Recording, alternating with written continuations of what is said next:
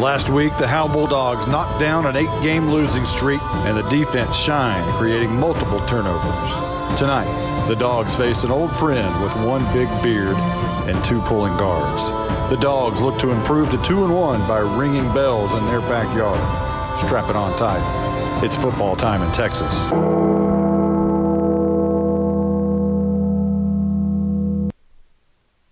The following is a product of Grayson Publishing. Warning, the following high school football game is not for the faint of heart. Kiss him goodbye. It is touchdown time in Texas. It's a Haley's Comet for the first time in his career. Please take all necessary precautions. Kiss him goodbye. To the 3, to the 2. He's in. It is touchdown time in Texas. Howe Bulldogs football is on HoweEnterprise.com and is brought to you by Sonic of Howe, Scoggins Funeral Home, Attorney Micah Belden, Buck Snort Barbecue, TechWave, and Meacham State Farm, Knight Furniture, Independent Bank, Star Auto Body, Torque Plumbing, Family Attorney Kimberly Killebrew, Juan Enciso Farmers Insurance, GCEC, the Old Man at the Coffee Shop, FBC Howe, the Howe Athletic Booster Club, Baker AC and Heating, Pitt Exteriors. He hands off on the reverse to Louder from the left to the right. A seam. He's in. It's touchdown time in Texas. Now get ready because it's football time in Texas on HoweEnterprise.com.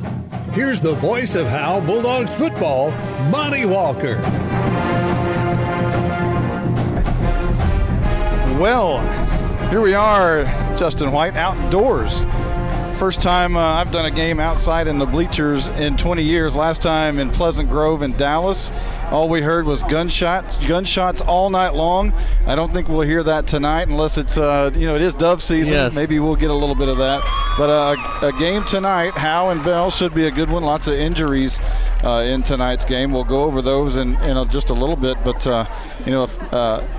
a fellow friend across the way, Dale West, was here for many years, or 3 or 4 years, I guess it was. The offensive coordinator for Howe racked up 13,269 rushing yards during his 38 games as the offensive coordinator in Howe. That's 349 yards per game, and racked up a impressive 26-12 record as an assistant coach here in Howe.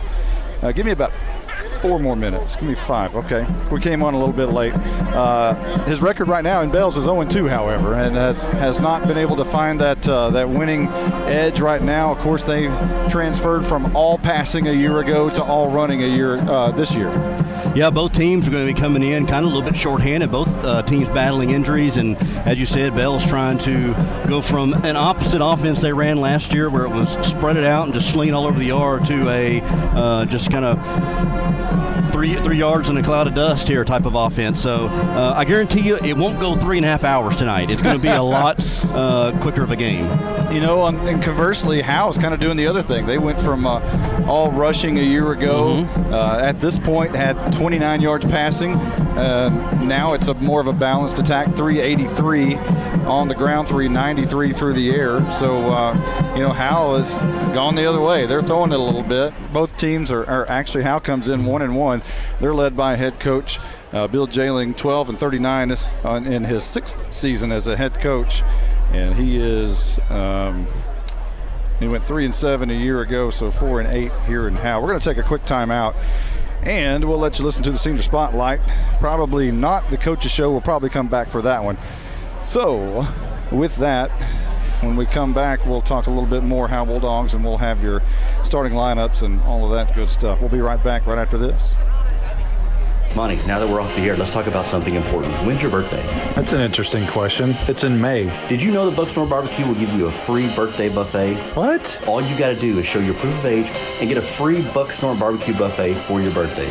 They'll even include the drink. Well, we're going to my parents for my birthday. Well, Buck Snort Barbecue will keep that offer 5 days before or 5 days after your actual birthday. Hey, I'll even go to Van Alstyne for that. Buck Snort Barbecue is located in downtown Van Alstyne. BuckSnortBBQ.com.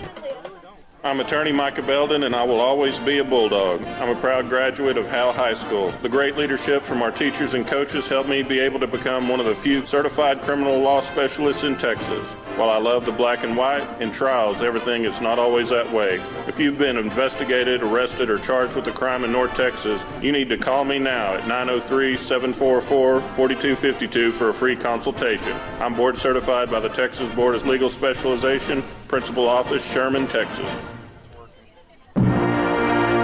Welcome to the Howe Bulldogs Senior Spotlight, brought to you by Ed Meacham State Farm. Now let's join Monty Walker with this week's senior. This week we're featuring Leighton Elvington and Colby Wyndon. Leighton, we'll start with you. Big game last week, 3 picks. Talk about that.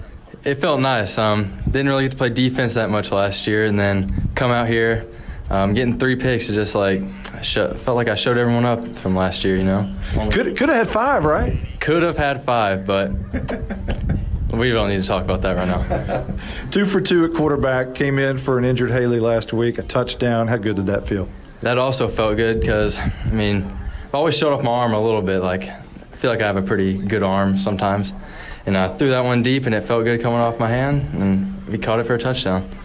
You know, it's a lot different offense this year than it was a year ago. How big of a learning curve has it been? It's been pretty big, especially at first, and now adding a couple more things on down the road. We're getting the hang of it. I mean, but still some things from last year lurk around, but we'll get a hang of it eventually. So one thing that didn't lurk around from last year, you snapped an 8-game losing streak. Did that officially cut ties with 2018? Yes, it did. It's 2019, a new year. Hoping to get a lot more wins this year. So your dad is with you and has been with you as a coach on the sidelines all the way from middle school and all of that. How cool is that? It's really cool. I mean, I get to come off the field and talk to him whenever I need to on the sidelines. He's always there. Has been there. Just seems normal right now. Does he coach you at home too? Yes, he's always telling me I need to go work on this thing, and I just ignore him sometimes. So what else are you involved with here at Howe High? I'm looking forward to playing basketball, baseball, and I help my dad out a little bit when he needs it around at the middle school and everything, and just doing whatever I can. This is more than a bundle. This is way more than a combo deal. It's your sanctuary, your home field. It's where everything happens. This is your home, your car, your memories, and you want to be sure they're protected with home and auto insurance. As your State Farm agent, I get it. That's why I'm here to help life go right. My name is Ed Meacham, and I'm your Howe State Farm agent. Give me a call at 903-892-3923 or on the web at mredinsurance.com. All right, now we're joined with Colby Wyndon. Huge game last week. Touchdown, corner of the end zone. Did it feel like 100 yards? Oh, it felt like a long race. I felt like I was running for forever, but, I finally got in there, and it felt amazing, man. Not sure which quarterback will start tonight. What are the differences between the two? One's a freshman, one's a senior. Of course, the age gap, obviously, and, they both throw the ball a little different, but, they're both easy to catch, so it doesn't matter. Lots of defensive play a week ago due to some injuries. You were there at linebacker. Were you prepared to go both ways last week? I feel like mentally, yeah, but physically, not so much. I kind of got gassed a little bit, especially after that touchdown, but, I stuck with it, and we pulled out a good game. How big of a win was that for this team? Oh, it was huge, man. You can tell the confidence creeping up on everybody right now. Bells runs that Del West slot T. How do you prepare for that? Oh, we've run it before. We just kind of all really have an idea of what it is, and we're just good coaching, preparing us to go. So what else are you involved with here at Howe High? I play baseball, and that's really about it, honestly. Well, you're a good starting pitcher. I know there's a bunch of strikeouts when you're on the mound. Talk about that. Oh, yeah. Just rear back, throw it in there. So what's your best pitch? I say curveball. I got a pretty nasty curveball. But. All right, curveball pitcher, linebacker, receiver. He does it all. We'll be right back right after this.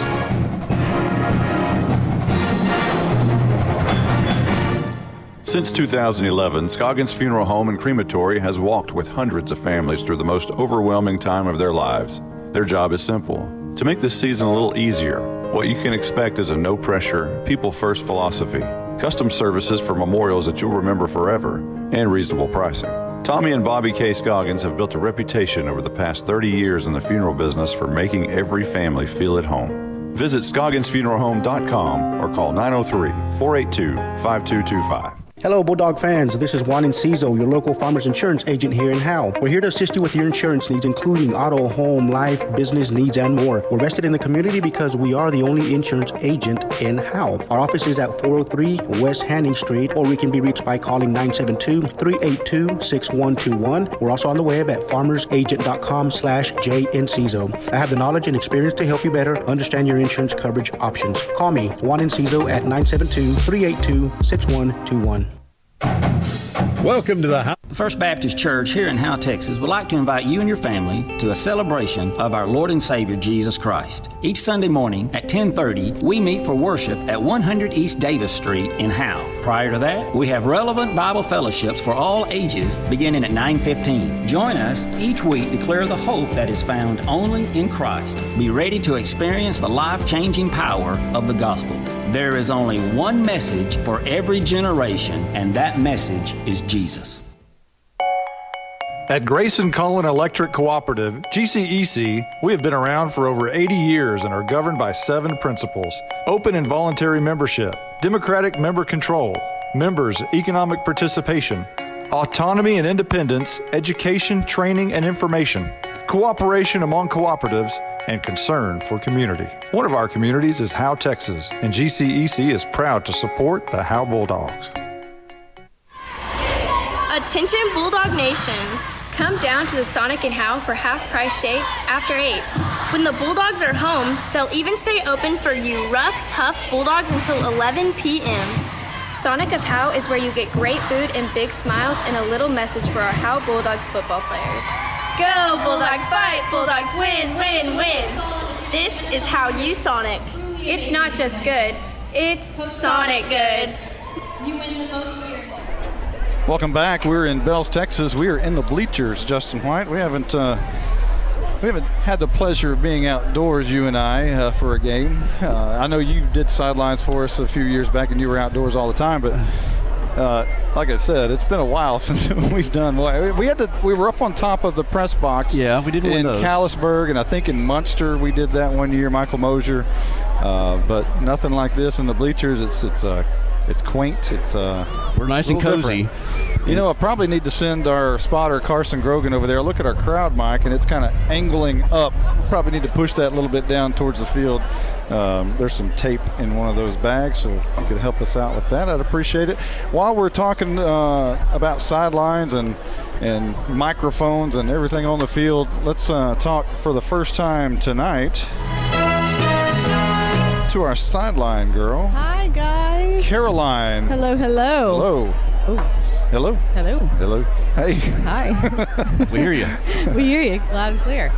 So the weather tonight is actually amazing. It's 85 degrees, and that is going to be the high. Hate to break this to you, Monty. 40% chance of rain tonight.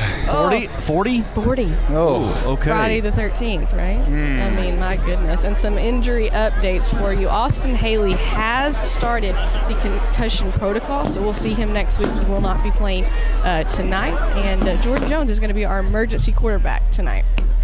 Jordan Jones, the emergency quarterback tonight. So, and I was told we'll probably see some of Jordan tonight at quarterback. So whether it'll be running, passing, I don't know, but there may be a little bit of Jordan Jones tonight getting the snaps. That'll be fun to watch here. He's got some speed, got some, can be electric, but Leighton Elvington getting the start, though, tonight. You know, talking about Leighton Elvington, he had the big game a week ago, 2 out of 2.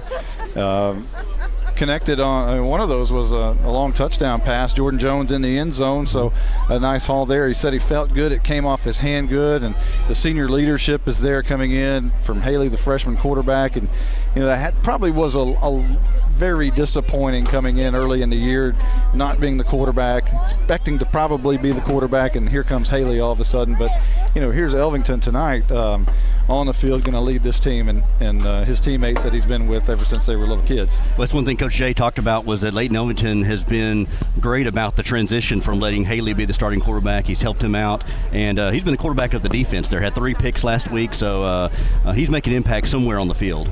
Yeah, and let's go over the offensive starting lineups for you. It's sponsored by Hit Exterior LLC. They're your local roofers in Howe. Journeying, left tackle. JC Hopenstout, guard. Colby Lappin, center.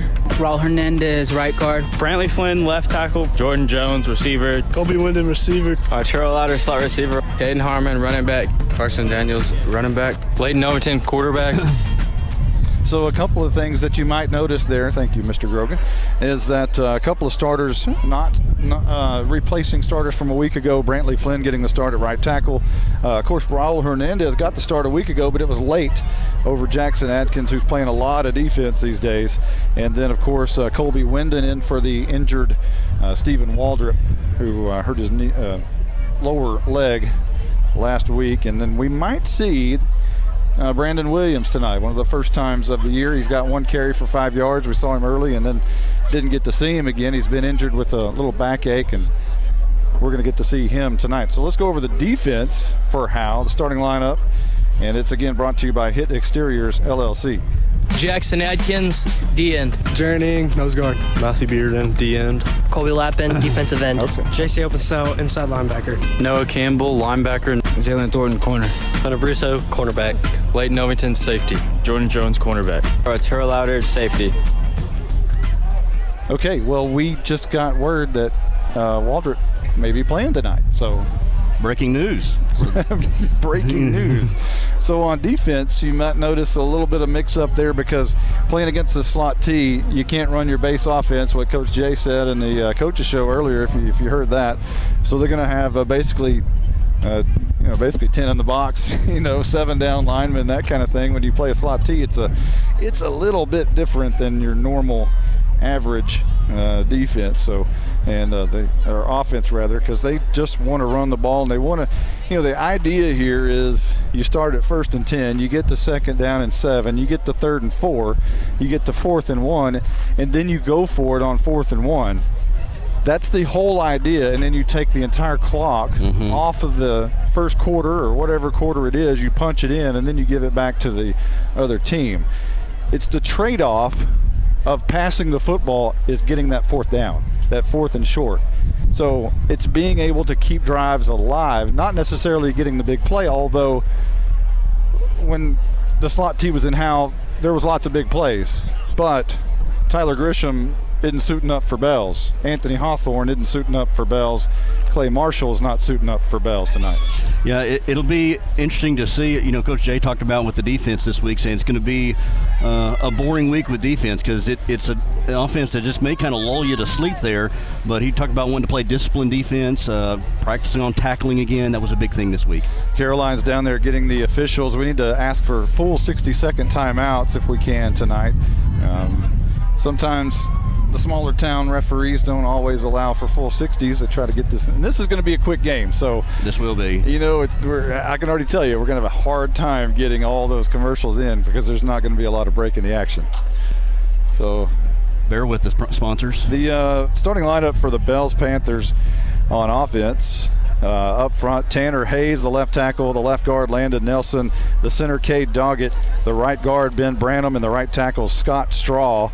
That's 1,430 pounds of beef up front. They average 238 across the front line, does Bells. The swing man is Keaton High, the quarterback Blake Rowland, and the tight end who has 16 pancakes already on the year is the big Blake Peters. He's 5'8", 240.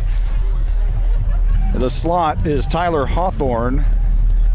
And the halfback, Grady Waldrop, number 24, he's a freshman. He got called up because their best player offensively and defensively will not play tonight. That being Wrangler Priest. He is out tonight, not being able to play. Also, Condor Morris is not able to play. He plays the slot. So anybody who scored a touchdown for Bells is not playing tonight. That's good news for Howe. The fullback, number 20, is Beau Baker. And we'll hear about Baker and Hawthorne and Waldrop a lot tonight because they love to run the football. On the flip side, defensively for Bells up front, Hogan Harris, Colton Yates, Cole Moore, Drake Stevens, and Hank Weaver. The linebackers, Ezekiel Carrasco, Kenyon Payne, and the secondary, Ben Stevens, Beau Baker, Caden Pyle, and Keaton High. We're going to take a quick timeout. The players are warming up in the north end zone. So we'll take a quick one. We'll be right back right after this timeout. If you've ever been in an automobile accident, who do you trust for your needed repairs? Star Auto Body is Texoma's most trusted body shop, serving all of Grayson County and surrounding counties since 1992. Star Auto Body is locally owned and operated. Services include major collision repairs with or without insurance claims, minor cosmetic repairs, parts replacement, and refinishing. Choose Star Auto Body and Alignments in Howe, Texas, 903-532-5365. Star Auto Body of Howe, Texas. This is attorney Kimberly Killebrew. I'm a Howe resident with 27 years experience practicing family law. I service the greater North Texas area, including Grayson, Collin, and Denton counties. Call 214-432-1595 to schedule a consultation to discuss your divorce, child support, custody, or family law needs. Mention this ad and you receive a free 15-minute phone conference. In-person appointments are available in Grayson County or our principal office in Plano, Texas. My name is Michelle Walker, Vice President of the Howe Athletic Booster Club. On behalf of the board, we'd like to thank you for your support. Our mission is to support all Howe athletes, girls and boys, middle school and high school. We do this by purchasing new equipment and other items. Without these funds, our athletes would not be where they need to be. It's only $25 to become a member. Hey, this is Coach Jailing. Our motto this year for the Howe Bulldog football team is all in, and all in means our football team, community, parents, everybody. We need everybody to be all in this year, and that includes you guys joining the Athletic Booster Club.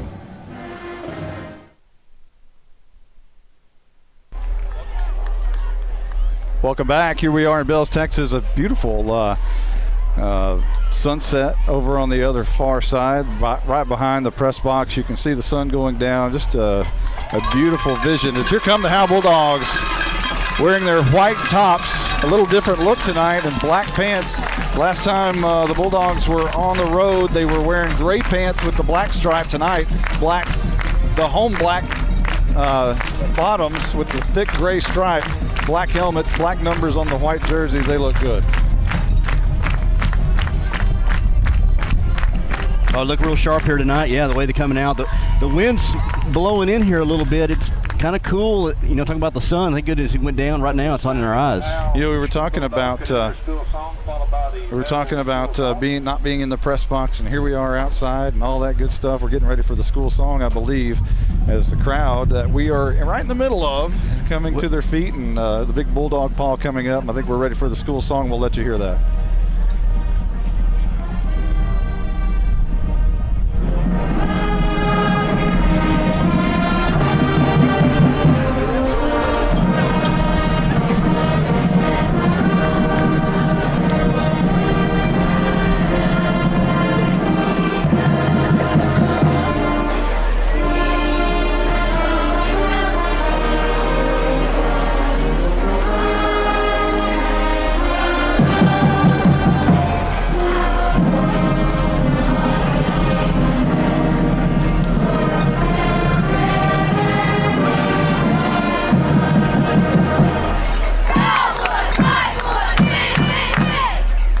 It's just about football time in Texas here in Bells. The Bulldogs are lined up on the side. Bells on the other side. They're lined up, ready for the coin toss. We'll have that for you as Caroline Slauson, our sideline night furniture sideline reporter, will be in the coin toss, and you'll hear all of that. Bells doing their thing with their school song, and they're doing their clapping. It's a breezy night here in Bells. Really very comfortable out here. For September, mid-September, where it's normally really hot, tonight not so much. It's pretty good. Feels great. So that 40% chance of rain, but it seemed like the clouds, the looming clouds have kind of maybe have gone off beyond her. We really needed that, especially with all of this equipment outdoors. So now we're ready for the prayer, and I believe the National Anthem. Dear God, thank you for letting us be able to all come out and watch this beautiful sport that you created. God, just keep all the players safe and all the coaches safe, God, and just Let us show sportsmanship throughout this whole game. In Jesus' name, amen. And now we're just about ready for the National Anthem. All right, now the National Anthem played by the Bells Panther Band.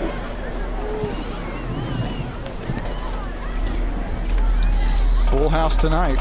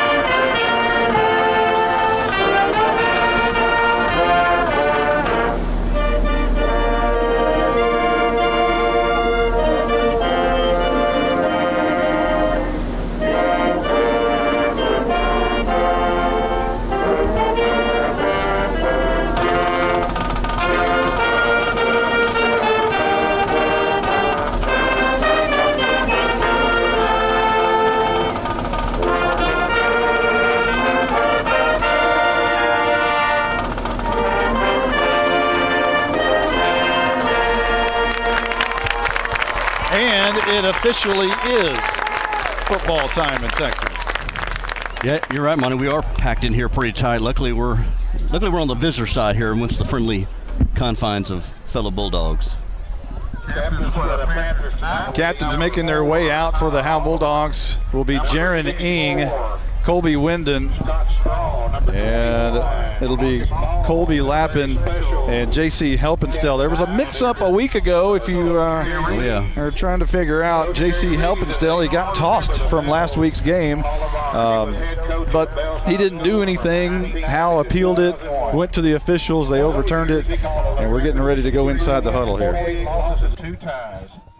Coach Reeves led the Panthers to 3 playoff berths, including 2 by-district appearances and 1 I think we're just about ready as the officials are talking to the captains. Caroline hasn't really stepped in yet. We're waiting on that. It'll be just a moment before she will, and I think she's making her way. Are you flipping or are you just captain? Are you flipping or just captain? Just captain. Yeah. Okay. All right, go ahead and call it now. Heads. What do you say? Heads. J.C. Helpenstell calling heads. It is tails. It is tails. Bells has won the toss. No, second half. Well, we want to kick. You want to receive second half. Bells has won the toss, and they have deferred. You want to receive? Yes, sir. Yes, sir. And Howe's going to take the ball to start this football game.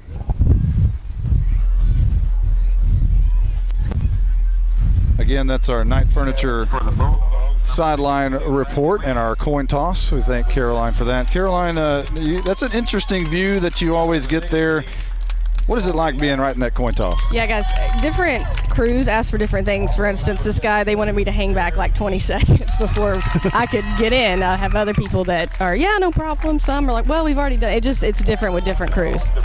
All right, well, we're just about ready, I believe, as Howe's going to have the football first. Now, is this referee staff from out of the Commerce chapter? Did we ever find that out? It is out of the Commerce chapter. Let me write this down real quick, and I'll tell you who it is. The referee tonight, Blake Womack, the umpire, Jason Evans, the back judge, Michael Welch, and the head linesman is Garrett Gray. They are out of the Commerce chapter, not a favorite chapter of Howe. No. But Bells gets to pick. Dale West wanted the Commerce chapter. I think it may be the only Commerce chapter we have all year, as basically just about everybody in our district has gone to the Dallas chapter. Well, at least you get it out of the way here in non-district. So Howe is lining up for the kick return, and it'll be Jalen Thornton deep, and he'll be flanked by Arturo Louder and Caden Harmon. Brandon Williams in the middle of the field. Good to see him back on the field. Jordan Jones flanked at about the 20 or 32-yard line. And it looks like, I believe that may be Noah Campbell on the far side. Hard to see over there.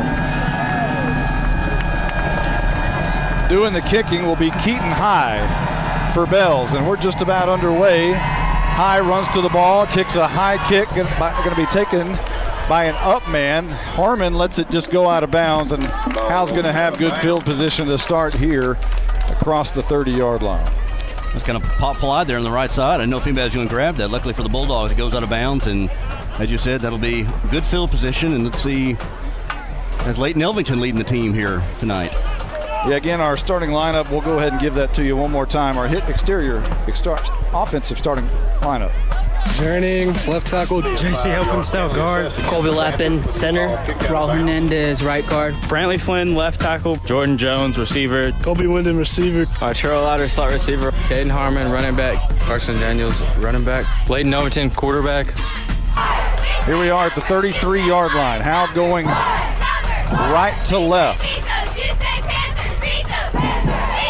And Elvington wants to throw on first down. Swing pass right side, caught by Arturo Lauder, middle of the field. He's got some room, crosses the 45, and a good run after the catch on a little screen pass, takes it up to the 45-yard line. Got a little tunnel screen there, got some blocks from his receivers there, and Elvington not trying any big throws, just a quick throw, quick screen there, kind of get them warmed up. Gain of 12. A first down for Howe on their first play of the game. A good start as Elvington in for the freshman quarterback, Austin Haley.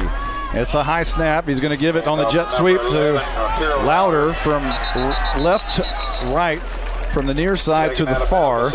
And again, Howe moving right to left towards that south end zone. And Lauder's going to pick up a couple. It'll be second down and 8. Lauder's been mostly as a receiver there. He came as a receiver out of the slot position there and got the run. Trying to get around that corner. Good pursuit there by the Panthers for a minimal gain. Carson Daniels, who got the start, checks out of the game. Brandon Williams into the game for the first time in 2 weeks. 11:32 on the clock. We're just underway in the first quarter. Snap. Williams the carry up the middle, and he'll get a couple. And he'll be brought down maybe a minimal gain of about 1 when it's all said and done. 3rd and 7 coming up. Williams may be the biggest mystery on this team. The coaches never saw him in preseason. He didn't get to play those first 2 scrimmages. He played literally 1 play, maybe 2 plays there in that first game. So we're all kind of anxious to see what Brandon Williams can do here on the field. So ball at the 47. It's 3rd down and 8 for Howe. It was no gain officially for Williams. Elvington in the gun, and movement before this play can get underway. Howe's going to be backed up 5 yards as Lauder went a little quickly on the near slot. I couldn't tell if that was Lauder. Yeah, Ing kind of moved a little bit too, so that'll put the Bulldogs behind the sticks here, 3rd and long, and we'll see what Coach Lynch has in the playbook here for 3rd and long and maybe test the arm of Elvington. They'll mark this back to the 42-yard line. Elvington and company looking to the sideline for the play call. Now on 3rd and 13, we'll see what's up the sleeve of Nate Lynch. 10:49, clock rolling in the first quarter. No score, just underway. Moving right to left, a high snap. Elvington has to go up and get it, and he's going to be sacked. Blitz coming from the right side, and a huge sack from the, looks like the defensive end over there, Hank Weaver. And Howe's going to have punt situation for the first time tonight with a 4th and very long. That didn't look good from the start. It was a high snap. Luckily, he got the right hand up, and he dropped back to pass, and Weaver was barreling down on him. And I think Elvington just pretty much went ahead and took the sack, and probably a good thing because you don't want that thing to go over your head and put you in deeper field position. Well, that play was in trouble from the beginning. Yeah, even if he didn't get the high snap, he was going to be in trouble. And this is going to be Jalen Thornton to punt. He does get it away, bounces at the 39 of Bells and takes a good roll that way out of bounds somewhere near the 25-yard line. And Bells is pinned deep, and they want to keep the ball for the rest of this 9 minutes and 49 seconds that's rolling on the clock. And now it finally stops. Well, we talked about with Howe being a little bit shorthanded with Haley out. The Panthers are going to be a little bit shorthanded with out without Wrangler Priest and Condor Morris.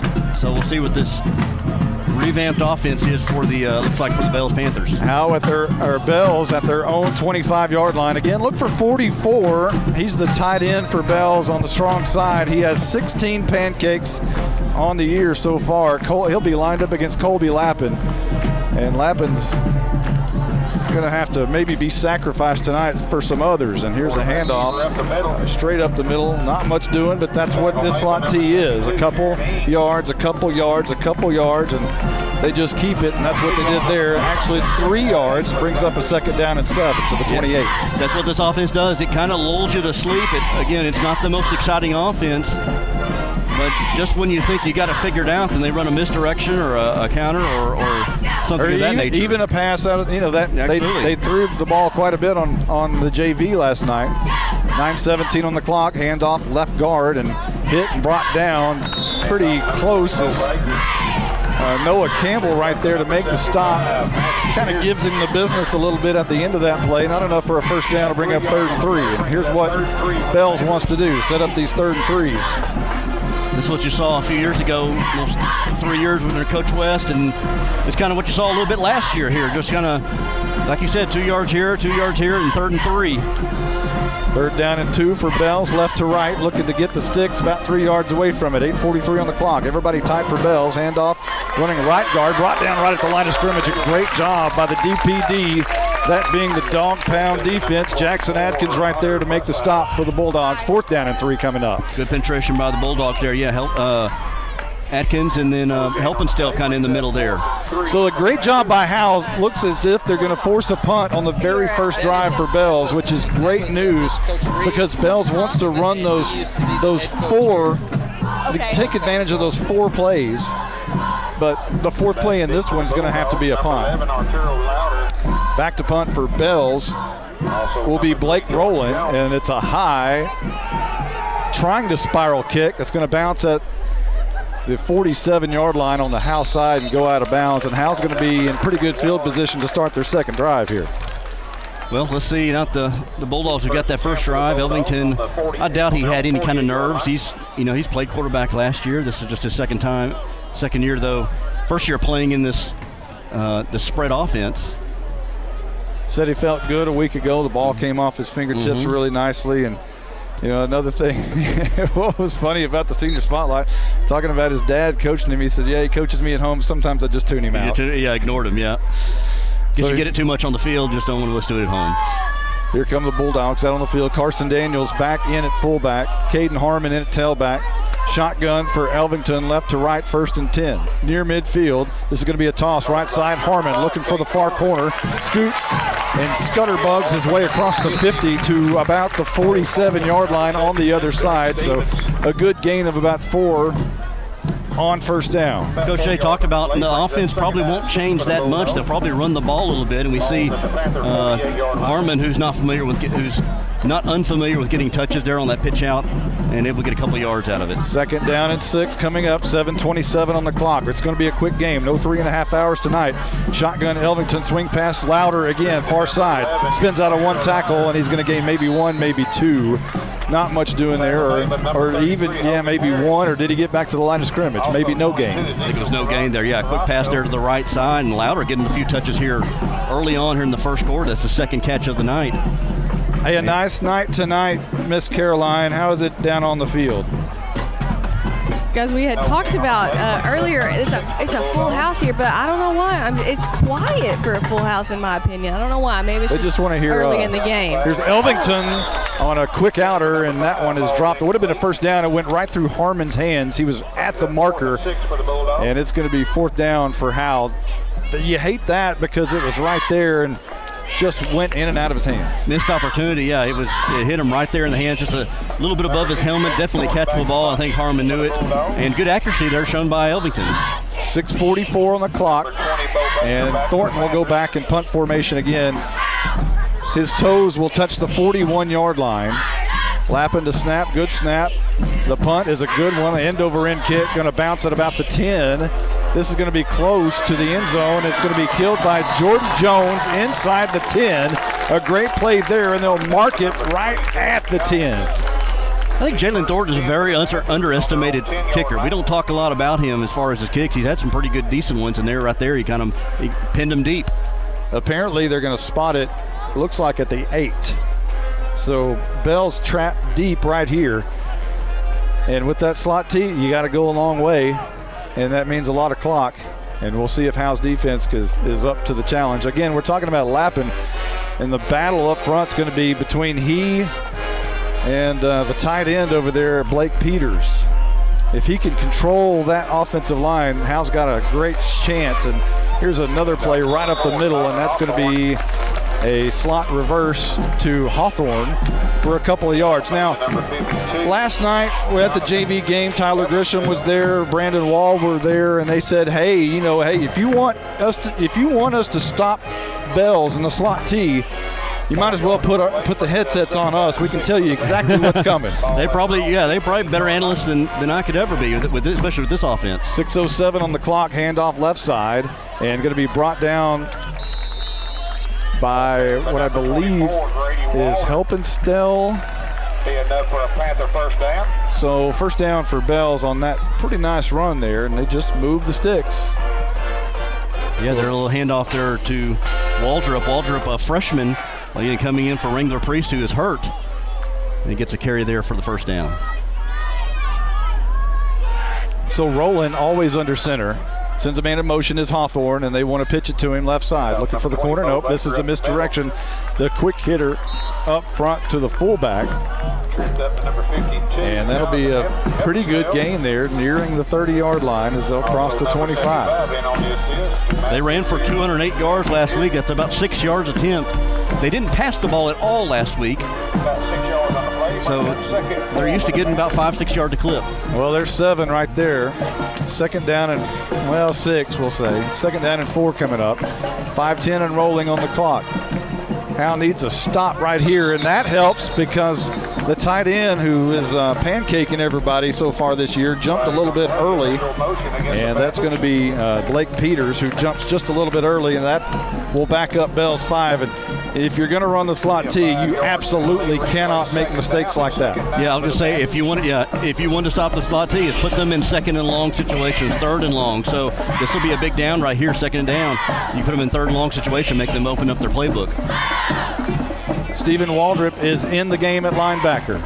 Second down at the 22-yard line, coming near side. Hit down hard by J.C. Helpenstell is Hawthorne, and he fires the ball back at the referee, and it's going to be a 3rd and 9 situation for Bells. Good job there by Thornton. He was on that defensive inside, and he wrapped him up, and then J.C. Helpenstell come in there and finished him off. And no gain on the play again. Put him 3rd and 9 situation here. 4.5 minutes. That clock continues to tick. Big play right here. 3rd down and 9. This is huge for Howe. If they can stop them right here, they force another punt. This is going to be a handoff. Waldrop near side. He's chewing up some yards, close to a first down, near the 40 or near the 40 to the 38. And we'll see where they spot it. And they're going to pick up the first down. That was huge. He needed 9. He got more. And Bells picks up the first. Wow. Just looked like maybe just a quick trap inside there, and able to twist his way and maneuver his way through the middle of that line. And yeah, that's a 3rd and 9 on a run. That was a big play for Bells right there. You put a star by that one. Man in motion. This is going to be a toss. Near side, Hawthorne looking to find the corner, and he's got his legs taken out from under him by Jordan Jones at the line of scrimmage. 2nd down and 9 coming up. A good play there by Jones. Yeah, Jones over there on the outside. I think trying to get outside on this defense is going to be pretty tough here. They got a lot of speed on the outside with Thornton and Jones on either end. So see how this Panther offense is able to adapt to that. 32-yard line is where Bells is, moving to the north end zone, left to right from our vantage point. They're in all maroon pants, maroon jerseys, maroon helmets, decked out with gold trim. Here's a handoff, left side, and whistles blow before this one can get underway. And you're hoping again, if you're Howe, that this one is going to back up Bells again.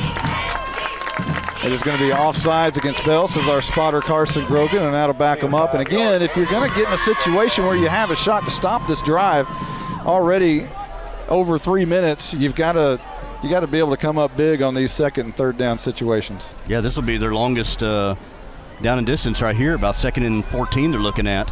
I saw Coach West after that penalty. He kind of come out to the numbers upset with his guys. Rolling under center, and he's going to hand off left side. And not much doing there, bottled up quickly. Minimal gain of 2 or 3. Number 20, Beau Baker. And they'll get it near the 30 at the 29-yard line, giving 2 yards. 8th play of the drive, 9th coming up. Good job there by Matthew Bearden, I believe, right there in the middle of that. Knifing through the defense to get the tackle. And again, 3rd and long. like you said, they didn't pass Lenny last week. Let's see if they would try to pass here on that, but they did convert a 3rd and long earlier. Over 4 minutes in this drive so far. 3rd down and 12. And rolling, handoff straight up the middle, and this one is not going much of anywhere, maybe 2 yards back to the 30 perhaps, and a 4th down and 12 coming up, and another punt. A great job by the defense to force another punt. It took a little bit longer than you wanted because they were able to capitalize on the 3rd and long earlier, but not the 3rd and 12. Well, they tightened up when they needed to here on that, made the adjustments, and forcing the punt now. 9 plays, and they have to punt, and they take nearly 5 minutes. They do take 5 minutes off the clock. And the punt is a high kick off the side of the foot of the punter, which will bounce on the Bell's side of the field and go out of bounds at the 43-yard line. That's Blake Rowland, rather. It went just right off the side of his foot. And Howe's in great shape, field position-wise, on the Bell's side to start. Yeah, that ball went off the side, and it kind of hit almost right next to a pile of Bulldog players. Luckily, it went the opposite way of them and toward the Bulldog sideline. Bulldogs will have set up camp there at the Panther 43-yard line. Only 1:34 left in the first because Bells took 5 minutes off the clock on that 9-play drive that they end up punting on. So here we go with Howe back on the field. Carson Daniels at fullback. Jordan Jones in at quarterback.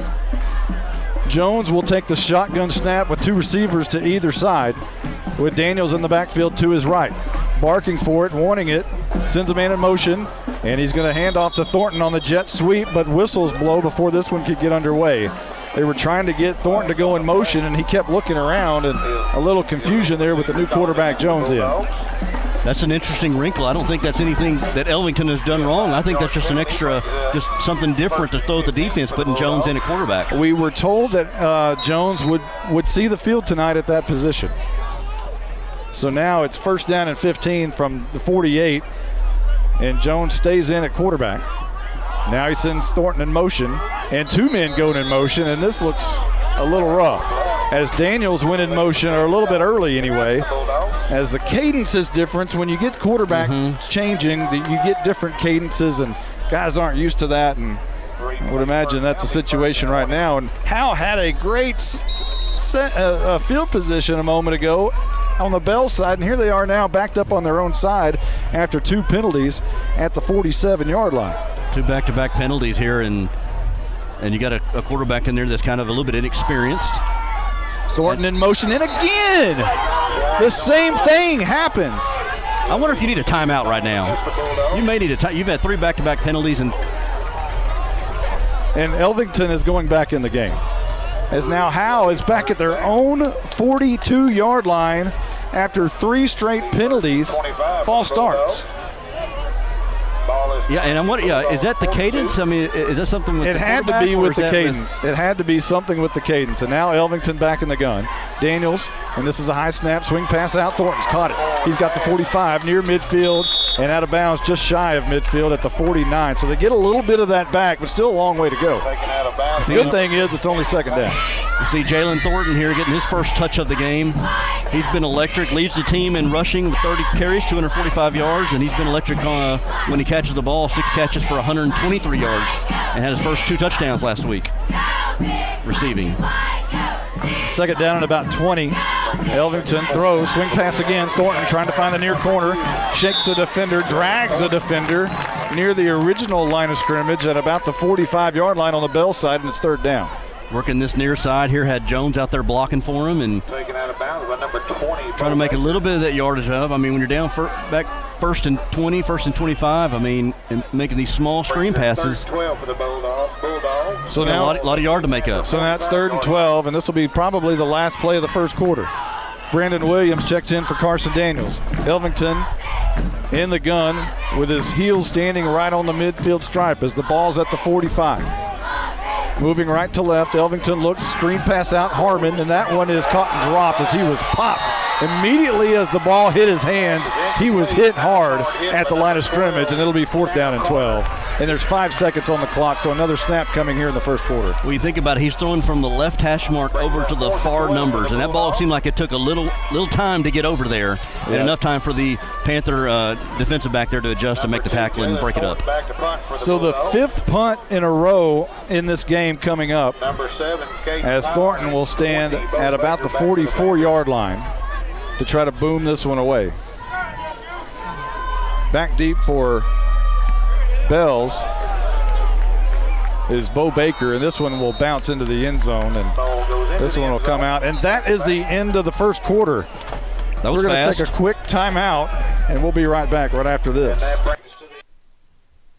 This is Larry Mays. I'm the master plumber and the owner of Torque Plumbing in Howe, Texas. We do commercial and residential plumbing, everything from major construction of new restaurants to service plumbing calls to local citizens. We even service water heaters. We're located here in Howe off of Highway 75 at 102 South Collins Freeway. We're family owned and operated and are vested into the Bulldog community. Give us a call at 903-532-0525. Mention this ad for free service calls. To compete at the highest level, you need reliable teammates to share the load, strong leadership, and unquestionable character. It's true in athletics, and it's true with financial services. At Independent Bank, we understand success on the field is a result of unseen hours of hard work and preparation long before the first whistle. Visit any of our branches, and you'll find local bankers invested in the community, committed to building strong business partnerships and helping families reach their financial goals. Independent Bank is proud to be a part of Howe Student Athletics. Member FDIC, Equal Housing Lender. Welcome back. It is the second quarter here in Bells, Texas. And Howe's asking their defense to do a lot here so far in this game. Bells has kept it a long time on offense. Defense has done a good job not allowing them to go very far. And flip it over on the near side, and here's a play up the middle and hit hard. J.C. Helpenstell. We almost got an Eris Zagleski as Helpenstell hit him hard after about a 2-yard gain, and someone is down for Bells. J.C. Helpenstell come in there, filled the hole, and just a textbook tackle hit him right in the waist area and brought him down. So we have an injured Bells player, and that is the big tight end we were talking about, Blake Peters, and he is going to have to take a breather. He's going to have to come off the field as the trainers are seeing to him. Ball was at the 20 to start this drive just a moment ago with the brand new second quarter clock. And a 2-yard gain takes it to the 22, second down and 8 coming up for Bells as they're now moving right to left, and they're all maroon jerseys with yellow numbers. The big block B in gold on the helmet, been that way for many, many years. 11:44 and rolling here in the second quarter. Bells comes to the line of scrimmage, slot T formation, everybody tight, handoff. Near side and brought down pretty close to about a 3-yard gain is going to be Grady Waldrop, the freshman, getting the big load tonight with Wrangler Priest out of the game, injured. You know, some teams, that run the spread, it's kind of hard to scout for the slot T, but luckily for the Bulldogs, they've run this offense before. 3rd down and 5, and maybe the 8-hole reverse coming up, something like that. And there's Hawthorne. I think that's what's going to happen. Here it is. Hawthorne on the far side. He's hit hard by Helpenstell on the 8-hole reverse. Goes back about 3 yards. They'll actually say he got back to the line of scrimmage. 4th and 5 coming up. And will we see our 6th punt of the game tonight? I tell you what, J.C. Helpenstell is making some man-like tackles out there, coming there and hitting the hole, wrapping them up and bringing them down. So another punt for Bells. And the restless crowd in Pantherland, as you're used to airing this thing out all the time. They're having a little trouble being 0-2 and watching these punts, but here is Rowland on to punt this one away. A wobbly kick, going to send Louder back to his 38-yard line, who makes the catch coming up the near side to the right hash, slung down hard at the 40. And that's where Howe will take over on their next possession. That drive didn't take as long, 1.5 minutes for Bells, a little over, and Howe's going to get the ball back with 10:23, and hopefully for this drive, it won't start out with 3 straight offsides penalties. Yeah, I don't know what was going on there. It may have been just a little bit of inexperience, but Jordan Jones, going back there, you're talking about the fans trying to get used to here with Coach West and this offense here. He's got the track record. He's done it with Howe. He did it with Collinsville, took him to the playoffs last 2 years, so just kind of have some patience with it as they adjust, and he's shown he can make the results. Hey, don't forget, Bells fans, Howe was 2-4 his first year here and then ended up 3 deep in the playoffs, so give it time. Elvington in the gun, left to right for the first time tonight here in the second quarter. 10:23 on the clock. Handoff to Jalen Thornton looking left, and he's going to be brought down near the line of scrimmage if he even got back, and I don't think he did. Loss of 2. Second down and 12 coming up. Again, Jalen Thornton. 3. Jalen Thornton, we're used to seeing 5, 6, 7 yards a clip by him, and he's taken down behind the line of scrimmage here, so a second and long for the Bulldogs. And again, the Bulldog kind of behind the sticks here. That's kind of been a theme tonight so far. Williams and Thornton in the backfield with Elvington in the shotgun formation.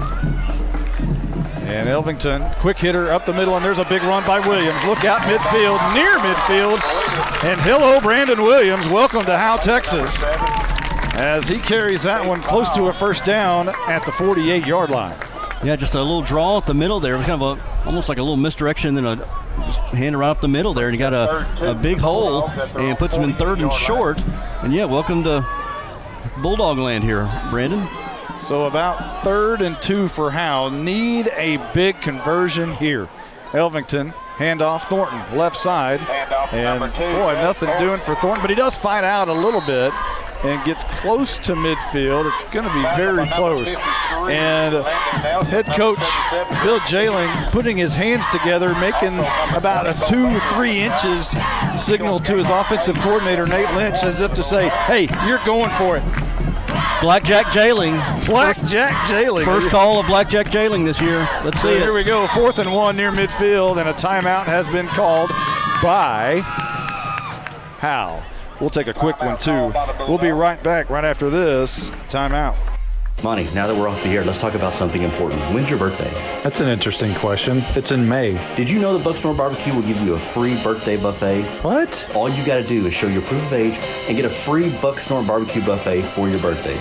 They'll even include the drink. Well, we're going to my parents for my birthday. Well, Bucksnor Barbecue will keep that offer 5 days before or 5 days after your actual birthday. Hey, I'll even go to Van Alstyne for that. Bucksnor Barbecue is located in downtown Van Alstyne. BucksnorBBQ.com.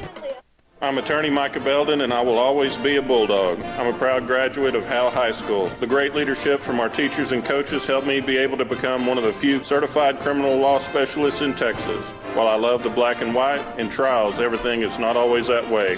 If you've been investigated, arrested, or charged with a crime in North Texas, you need to call me now at 903-744-4252 for a free consultation. I'm board certified by the Texas Board of Legal Specialization, Principal Office, Sherman, Texas. Well, Howe decides to go ahead and punt during the break, during the timeout, and they have done so, and Thornton bangs it down around the 25-yard line. So we have had 7 drives in the game, and we've had 7 punts.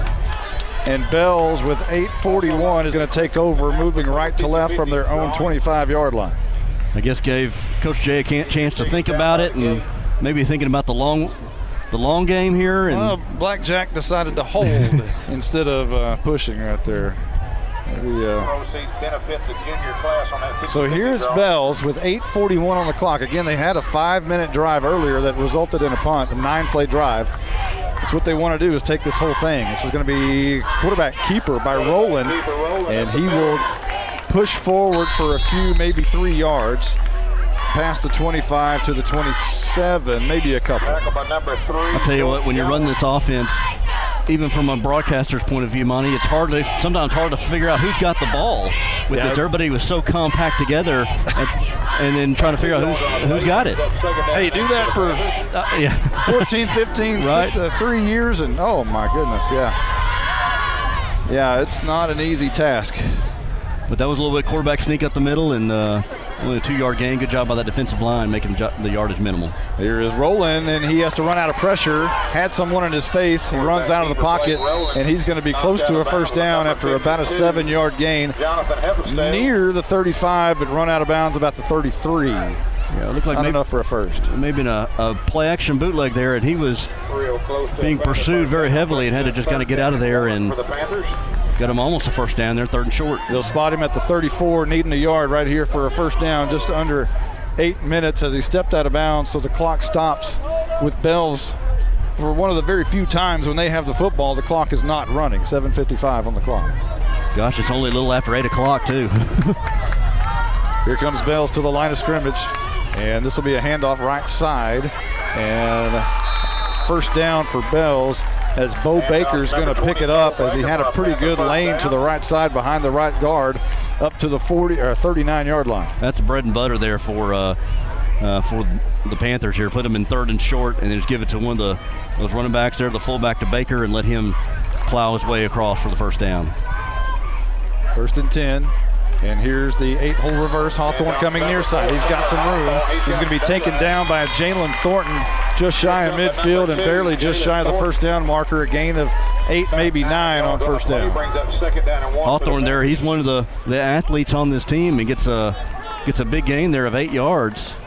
And again, this clock continues to tick. Hawthorne's father, one of the greatest football players in Howe, played wide receiver for the Bulldogs in '89, was on that district by district area championship team in '89 as we reach this just under 7-minute mark here in the second quarter. Rowland goes under center. A man moved a little bit early, and that might have been Hawthorne as he was leaning right just a little bit. And they'll back it up 5. So if you're Howe, that's a huge penalty in your advantage for the Bulldogs. And that's part of the offense. There's got to be some timing here. There's guys going in motion from the wingback positions, and sometimes there's just a little bit of leaning, a little bit trying to get a little bit of a head start there, and the Panthers got caught with that. The Bells Panthers bread and butter play, the 8-hole reverse. It's famous with Dale West. Anytime there's a 3rd and long situation, they run that, and most of the time they get it. We've seen Stratton Carroll do it. We've seen Brent Masters do it. And here's a handoff straight up the middle, and not much doing there. Trying to come to the near side, but Waldrop was taken down almost immediately back to the 45-yard line. All right, so down 3rd and 5 here. This Bulldog defense. You remember mostly not has been able to tighten the screws on 3rd down. You know, we're in our 8th possession of the first half. Remember last week we had over 30 and you filled up the page. Oh, it's 3.5 hours, and shoot, we're getting close to halftime here. 6-minute mark. Handoff on the 8-hole reverse. Hawthorne far side being chased down and brought down by Jordan Jones. But it did pick up the first down, I believe, just shy of midfield at the 49, or it's going to be very close. I think it's going to be 4th. So we brought him down just shy of the first. Again, trying on that reverse, trying to break it to the outside. I like the Bulldogs' speed on the outside that we talked about with Thornton and Jones. Well, that was a great tackle right there by Jones. Here they go, 4th and 1, going for it on the quarterback keeper. He'll pass midfield and pick up the first down, and that is exactly what they want to do with that slot tee. Get yourself near midfield with a 4th down situation and keep doing it over and over and over and over. It was kind of almost a quick huddle, kind of get up there to the line real quick and not let the defense adjust. And then again, just plow your way over, get behind that big offensive line that we talked about. It's averaging 238 pounds, and let them boys eat. You know, this drive started with 8:41 on the clock. Back at the 25-yard line, we're at the 5-minute mark. Just past midfield. Handoff on near side and brought down immediately after a short gain. A hard tackle by Stephen Waldrop. We'll bring it out to the 44-yard line, or 46-yard line rather. This assignment discipline football by the Bulldogs. You said Waldrop, and then I saw Elvington come in there too. Elvington, one of the leading tacklers on this Bulldog defense. 4:40 on the clock in the second quarter. Bell's trying to punch it in right before the half and then get the ball back. Regular wing tee look here, and here's a handoff up the middle and a good run by the freshman. Waldrop near a first down right up the middle. And they are going to move the sticks inside the 40 to the 38-yard line. They're starting to get a little bit of push up front and starting to kind of loosen up this defense here. The last couple of, as soon as I bragged on the defense a little bit, they're starting to. Well, they've been on the field a lot. 10th play of the drive coming up for Bells. 4:09 on the clock. Bells comes up to the line of scrimmage, rolling under center, handoff. And this is going to be Beau Baker, a couple of yards to the 35-yard line. Second down coming up. Now you talked about the defense being on the field a lot. That's probably going to play a role later in the game, too, when the game is in the third and fourth quarter and Bells is almost kind of wore you down a little bit. So conditioning will be a big deal. So now the ball at the 34. Ball's at the 34-yard line. We'll give him 4 on the carry, 3:36 on the clock. This is a quarterback sneak straight up the middle as Rowland tried to keep it, and he got a few yards as Ing picked up the tackle and his helmet came off. So in comes Will Fleming because Ing has to come out, and Ing has had problems with his helmet all year long. Yeah, he's had big equipment, a lot of equipment issues here last couple of games. Ball at the 33. This is the 12th play of the drive coming up. This is the longest drive so far? Yes, and Bells has taken 5 minutes and 30 seconds off the clock. Rowland, handoff, near side, and that's going to be Waldrop again, and he'll be brought down at the 30. Leighton Elvington, also 75. Wow, what a drive Bells is putting together here. 3 minutes exactly on the clock, ball at the 30, and they've put together a 13-play drive from 125-yard line all the way to the other 30. Again, we talk about this offense. It's not the funnest thing to watch. It's just kind of counter here, counter there, and another run. Here's another 4th down conversion attempt, and this will be another 4th down conversion success for Bells as they'll move the sticks again. The second time they've run a 4th down and been successful, as that's the philosophy of this entire offense. That's what they want to do, and they've done a good job of it so far here. 26-yard line is where they are. And the Panther offense is getting into a little bit of a rhythm here. And like you said, they want to run this clock down and get the kickoff in the second half. 2:20 on the clock. Methodically down the field. Handoff up the middle, and Baker, it just keeps his feet moving. And he's going to pick up close to another first down, and he does. And the sticks will move theirs. Now the ball's somewhere around the 15-yard line. Again, we have a weird angle. We're in the bleachers on the north side, so we're looking all the way down the field. It appears that the ball is at about the 15-yard line, and this is going to be the 15th play of the drive. Wow. Rowland under center, looking right side, hands off up the middle. Waldrop gains about 2 or 3, and we're under 2 minutes. Tripped up by number 3. Quick handoff there to Waldrop, and they're starting to get 4 or 5 yards a clip here. At some point, Howe's got to call a timeout and get their defense a break. No kidding. And apparently that's what they just did. Timeout's been called, or Bell's called a timeout. We'll take one, too. We'll be right back right after this. This is more than a bundle. This is way more than a combo deal. It's your sanctuary, your home field. It's where everything happens. This is your home, your car, your memories. And you want to be sure they're protected with home and auto insurance. As your State Farm agent, I get it. That's why I'm here to help life go right. My name is Ed Meacham, and I'm your Howe State Farm agent. Give me a call at 903-892-3923 or on the web at mredinsurance.com. Welcome back. We're going to cut that one a little short because apparently the officials are going to cut it short. We have it checked down with Caroline in a little bit. Caroline's down there on the sidelines. What did Coach Jay, what was the feeling down there as he was talking to the players? Guys, when the timeout was called, it was just very obvious that the defense needed a break, and it was just kind of calm and just telling them to do what they do best. They clearly needed a break. They've been down here for a long time. The defense has been on the field basically the entire first half as far as time of possession is concerned, and here comes Bells back on the field. That was an interesting timeout that the Bells called the timeout because they were moving the ball pretty well, had Bulldogs on their heels. 1:55 on the clock. Rowland wants to keep it up the middle, and he does. It's going to be brought backwards by Noah Campbell. But forward progress is going to take him near a first down. So it's going to bring up third and short, third and about 1 or 2. Which is exactly where the Panthers want to be, at third and short inside their 5-yard line. Minute and a half almost left to go in the first half. And like I said, though, that was an interesting timeout there. They had the Bulldogs on their heels reeling, and they called a timeout. 1:25 on the clock. Handoff up the middle. And this is going to be Waldrop. And he's maybe going to pick up the first. And he does. So they're going to, unless there's a turnover here inside the 5-yard line at the 4, they're going to be able to run the clock out. And I wouldn't be surprised if they don't just try to take it all the way down and try to punch it in at the very last minute and give Howe 0 time with the football. So 1:09 on the clock. Rowland goes under center. This will be a handoff near side. Waldrop punched right before he could get in the end zone. And with 1:01 rolling on the clock, Bells is going to have to get up and try to do something with it. 56 seconds on the clock. They can call a timeout. They're not electing to do so. They got plenty of time to do it, and good tackle. I didn't see who that was that made that tackle, but got him right at the goal line, hit Waldrop right at the goal line, pushed him back. Bulldogs, I know they're tired. They're just going to have to dig deep here, though. 19th play of the drive, 38 seconds on the clock, and Howe has called a timeout. We'll take 1-2 real quick. We'll be right back right after this. Since 2011, Scoggins Funeral Home and Crematory has walked with hundreds of families through the most overwhelming time of their lives. Their job is simple: to make this season a little easier.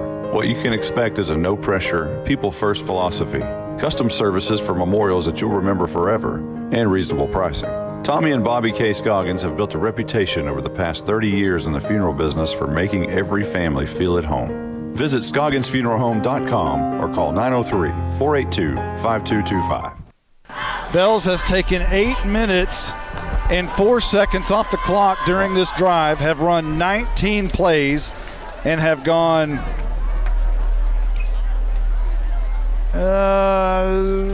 73 yards. And had what, probably 2, 3 fourth down conversions? Probably somewhere in there? At least 2 that I can recall. 37 seconds on the clock just before the half. Howe needs a turnover right here. Got to do something to keep Bells out of the end zone. Bells at their own 2, 37 seconds. And this is going to be a handoff. And the Panthers go up 6-0 here in the first half with 36 seconds left to go in the second quarter. That was a textbook Del West type of drive. With 19 plays, you said? Injury timeout. 19 plays. And barely any time left on the clock for the Bulldogs. 36 seconds to go. It took 8 minutes and 5 seconds off the clock. And that is your hit exterior scoring drive recap as Beau Baker punches it in from the 2-yard line. We have an injured player down on the field. We're going to take a quick timeout while they're attending to that player. We'll be right back right after this. Hello, Bulldog fans. This is Juan Enciso, your local farmers insurance agent here in Howe. We're here to assist you with your insurance needs, including auto, home, life, business needs, and more. We're vested in the community because we are the only insurance agent in Howe. Our office is at 403 West Hanning Street, or we can be reached by calling 972-382-6121. We're also on the web at farmersagent.com/JEnciso. I have the knowledge and experience to help you better understand your insurance coverage options. Call me, Juan Enciso, at 972-382-6121.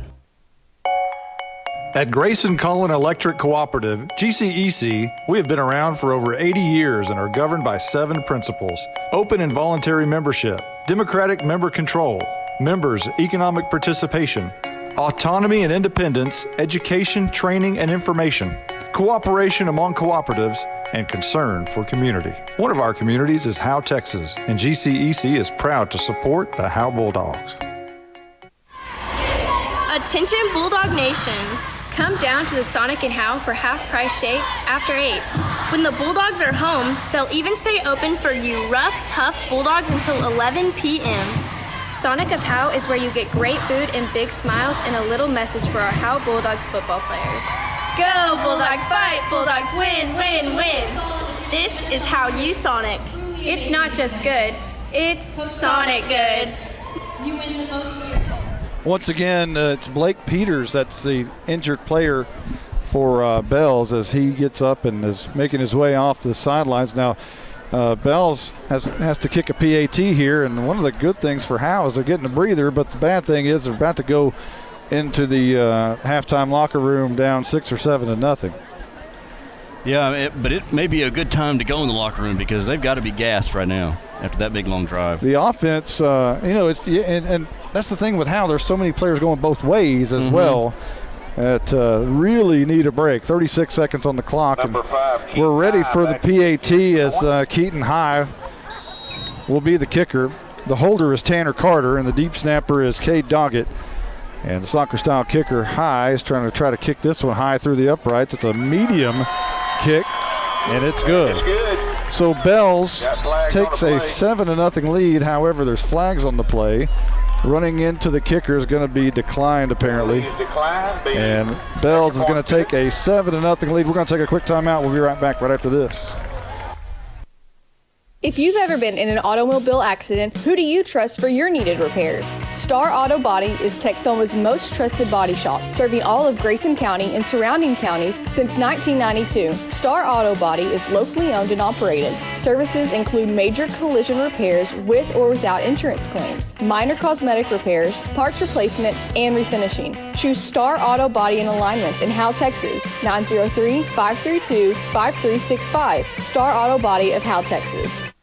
This is attorney Kimberly Killebrew. I'm a Howe resident with 27 years experience practicing family law. I service the greater North Texas area, including Grayson, Collin, and Denton counties. Call 214-432-1595 to schedule a consultation to discuss your divorce, child support, custody, or family law needs. Mention this ad and you receive a free 15-minute phone conference. In-person appointments are available in Grayson County or our principal office in Plano, Texas.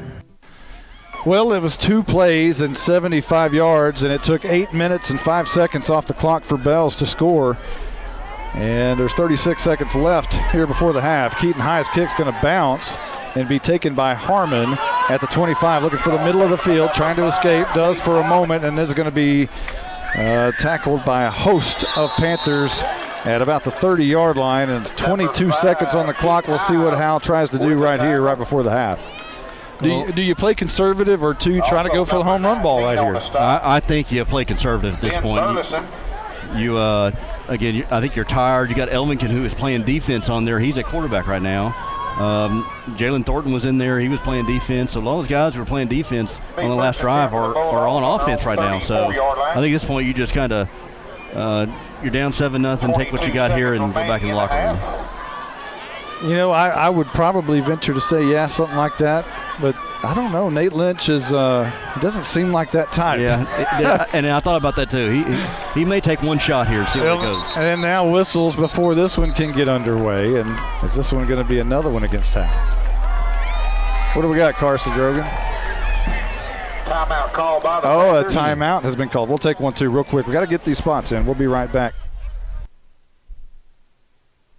This is Larry Mays. I'm the master plumber and the owner of Torque Plumbing in Howe, Texas. We do commercial and residential plumbing, everything from major construction of new restaurants to service plumbing calls to local citizens. We even service water heaters. We're located here in Howe off of Highway 75 at 102 South Collins Freeway. We're family owned and operated and are vested into the Bulldog community. Give us a call at 903-532-0525. Mention this ad for free service calls. You know, when we visited with our sponsors before the season, I didn't tell them, hey, there's going to be a game where we play that's going to be over in a nanosecond, and we're not going to get very many breaks. So I hope you'll bear with us. I should have warned them, but I think we're on track. I think we might be okay. We might run. We might have to catch up a little bit during the half. There you go. 21 seconds on the clock. Here comes Howe. Shotgun formation for Elvington, left to right from their own 34. The wind a little bit in their face, as this is going to be a handoff to Williams, and he's wrestled down hard at the line of scrimmage. Brought down very hard by Drake Stevens, a 5'11", 315-pound junior. Yeah, Stevens there clogging up that middle there and slung Williams to the ground. And I think right there we just saw that the Bulldogs are pretty much ready to wave the white flag for the first half. That is the end of the first half in Bells, Texas, and it didn't take very long, and Bells is up 7-0 because basically of one drive, as we saw 1, 2, 3, 4, 5, 6, 7 punts to start this game, and then Bells took the ball at their own 25-yard line and went 19 plays, 75 yards, and scored on a 2-yard touchdown by fullback Beau Baker to give us our only score of the game. And they took 8 minutes and 5 seconds off the clock in doing so. And that is what Bells signed up for when they hired Dale West. I said, is this reminiscent of the Howe Bulldogs 2014 through 2016? Yeah, that I always give the example of the Pilot Point game, and I think it was 2016 when Pilot Point it was one of those big games for playoffs, and whoever came out of that sucker was going to be in good shape for the playoffs. And Pilot Point had a good team, and they came in there, and Howe took the ball. Actually, Pilot Point started with the ball, and Howe shut them down immediately. Howe got the ball. Just like that drive right there, took 8 minutes off the clock, punched it in, gave it back to Pilot Point. They went 3 and out. Howe took the ball, took it all the way down the field again, and all of a sudden it's 14-0 at half, and Pilot Point's touched the ball like 10 times. And then Howe gets the ball to start the second half, does the same exact thing, and it's 21-0 Howe, and Pilot Point's touched the ball like 10 times. So then they start panicking and doing things that they normally don't do, and the game was over basically after the first drive of the second half. It'll be interesting to see the chess match between Coach Zagleski and Coach West and his offensive staff here, as the defense is going to try to adjust to this slot T offense and hopefully get your offense some more possessions. Hey, was anybody griping about last week's game being long? We were. Because tonight it's just a little bit the other way around. Hey, it's the Old Men in the Coffee Shop halftime show. Oh, yeah. We have a young lady who hosts the sucker. So we'll take a quick timeout. When we come back, it'll be Justin White and Caroline Slauson with the Old Men in the Coffee Shop halftime show. I'll tell you what, I watched about 5 minutes of the debate last night. I may not have watched that much of it. I mean, I'm not very intelligent, I don't think, but it was an insult to my intelligence to sit there and listen. Oh, we got Bells? Oh, yeah, we got to beat Bells. That's Mr. Wilson's. Sometimes we get turned up at the coffee shop, but at Baker AC and Heating, we want to make sure your heat gets turned up or your AC gets turned down. Celebrating 50 years in business with all of our friends, not just the ones at the coffee shop. Still located on Highway 5. Come by and see us. To compete at the highest level, you need reliable teammates to share the load, strong leadership, and unquestionable character. It's true in athletics, and it's true with financial services. At Independent Bank, we understand success on the field is a result of unseen hours of hard work and preparation long before the first whistle. Visit any of our branches, and you'll find local bankers invested in the community, committed to building strong business partnerships and helping families reach their financial goals. Independent Bank is proud to be a part of Howe Student Athletics. Member FDIC, Equal Housing Lender. Monty, now that we're off the air, let's talk about something important. When's your birthday? That's an interesting question. It's in May. Did you know that Bucksnor Barbecue will give you a free birthday buffet? What? All you got to do is show your proof of age and get a free Bucksnor Barbecue buffet for your birthday. They'll even include the drink. Well, we're going to my parents for my birthday. Well, Bucksnor Barbecue will keep that offer 5 days before or 5 days after your actual birthday. Hey, I'll even go to Van Alstyne for that. Bucksnor Barbecue is located in downtown Van Alstyne. BucksnorBBQ.com. I'm attorney Micah Belden, and I will always be a Bulldog. I'm a proud graduate of Howe High School. The great leadership from our teachers and coaches helped me be able to become one of the few certified criminal law specialists in Texas. While I love the black and white, in trials, everything is not always that way. If you've been investigated, arrested, or charged with a crime in North Texas, you need to call me now at 903-744-4252 for a free consultation. I'm board certified by the Texas Board of Legal Specialization, Principal Office, Sherman, Texas. Welcome to the Old Men at the Coffee Shop halftime show, sponsored by Baker AC and Heating. Now here's Caroline Slauson, Justin White, and Blake Burnett. Hi, Justin. You're just leaving me hanging. We're going to put your headphones on or anything. I was going to host it by yourself tonight. You're just looking at me like, oh, is it time? Well, how are you guys doing out here? I know. So I was going to mention it to y'all. You guys picked a great game to be outside because full moon. Look, y'all should have seen it earlier. It's Friday the 13th. It's full moon. You know this isn't going to happen. What could go wrong? Not going to happen again until 2049. So everyone take a good look. Everybody in the stand. I'm just kidding. I'm sure. So you guys had mentioned this all starting last week, and have they thrown the ball? Has Bells thrown the ball at all? Not think once. so. Not once. So this is all rushing. What does Howe have to do to get back in this game?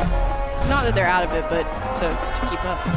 Well, I think as far as tackling, I think they're tackling well. I think it's just getting off their blocks. I think they're bringing their linebackers up.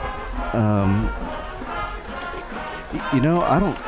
This is going to be a tough one here. This is a tough one. The good thing is that they've done this before. They've ran this offense before, so Coach Zagleski is familiar with it, and the defensive staff is just trying to make the stops and just, as Coach Jay was saying during the coach show, was you just got to get after it, and you got to play disciplined football.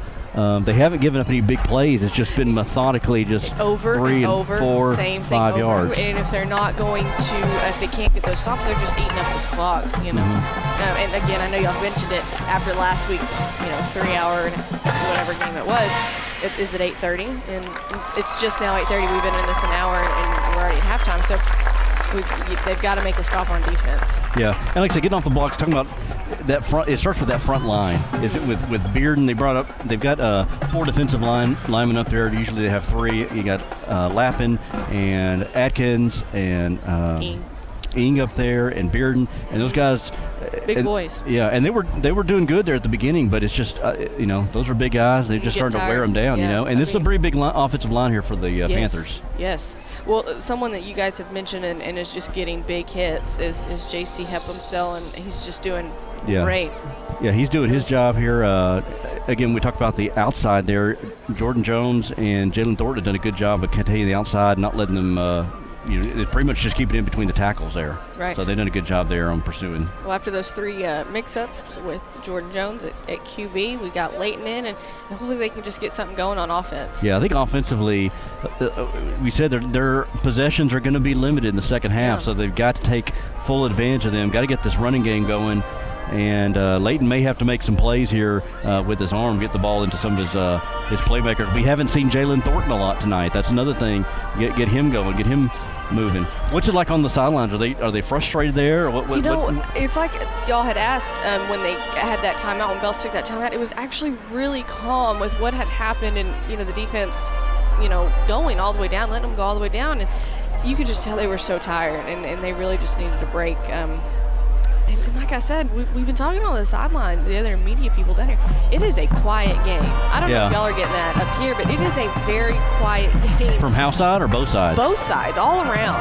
So I don't know what is going on. Well, again, there haven't been a lot of just huge plays. It's just been kind of... it's just quiet. Yeah. And so it's weird. At least for the Bulldogs, we're going to need to get some energy on the sidelines, and maybe they got Coach Lynch has something up his sleeve here to get this offense going. Let's not count on that yet. They got it. I think they got it. We'll be back on the other side of the break with some scores around the area, and we'll look at some stats here at Blizzard. Blizzard's got it going. Blizzard's got it going. 7-0 here at half. Bells on top of Howe. We'll be back right after this. I'll tell you what, I watched about 5 minutes of the debate last night. I may not have watched that much of it.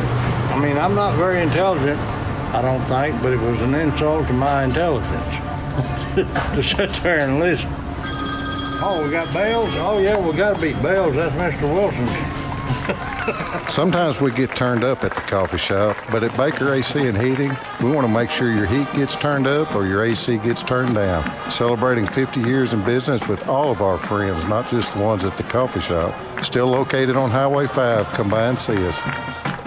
This is Larry Mays. I'm the master plumber and the owner of Torque Plumbing in Howe, Texas. We do commercial and residential plumbing, everything from major construction of new restaurants to service plumbing calls to local citizens. We even service water heaters. We're located here in Howe off of Highway 75 at 102 South Collins Freeway. We're family owned and operated and are vested into the Bulldog community. Give us a call at 903-532-0525. Mention this ad for free service calls. This is more than a bundle. This is way more than a combo deal. It's your sanctuary, your home field. It's where everything happens. This is your home, your car, your memories. And you want to be sure they're protected with home and auto insurance. As your State Farm agent, I get it. That's why I'm here to help life go right. My name is Ed Meacham, and I'm your Howe State Farm agent. Give me a call at 903-892-3923 or on the web at MrRedInsurance.com. Since 2011, Scoggins Funeral Home and Crematory has walked with hundreds of families through the most overwhelming time of their lives. Their job is simple: to make this season a little easier. What you can expect is a no-pressure, people-first philosophy, custom services for memorials that you'll remember forever, and reasonable pricing. Tommy and Bobby K. Scoggins have built a reputation over the past 30 years in the funeral business for making every family feel at home. Visit ScogginsFuneralHome.com or call 903-482-5225. And Emma Sutherland is Spike. Welcome back to the Old Men at the Coffee Shop halftime show, sponsored by Baker AC and Heating. Now here's Caroline Slauson, Justin White, and Blake Burnett. We're back here at Bell's. Is it Bell Stadium or Panther Stadium? I think it's Panther Stadium. I'm going to say Panther Stadium. I don't think they have a field. 7-2 Bell's on top of Howe here at the half. Before we get into scores around the area, did you know that Pottsboro beat Gunner last night? Or last week?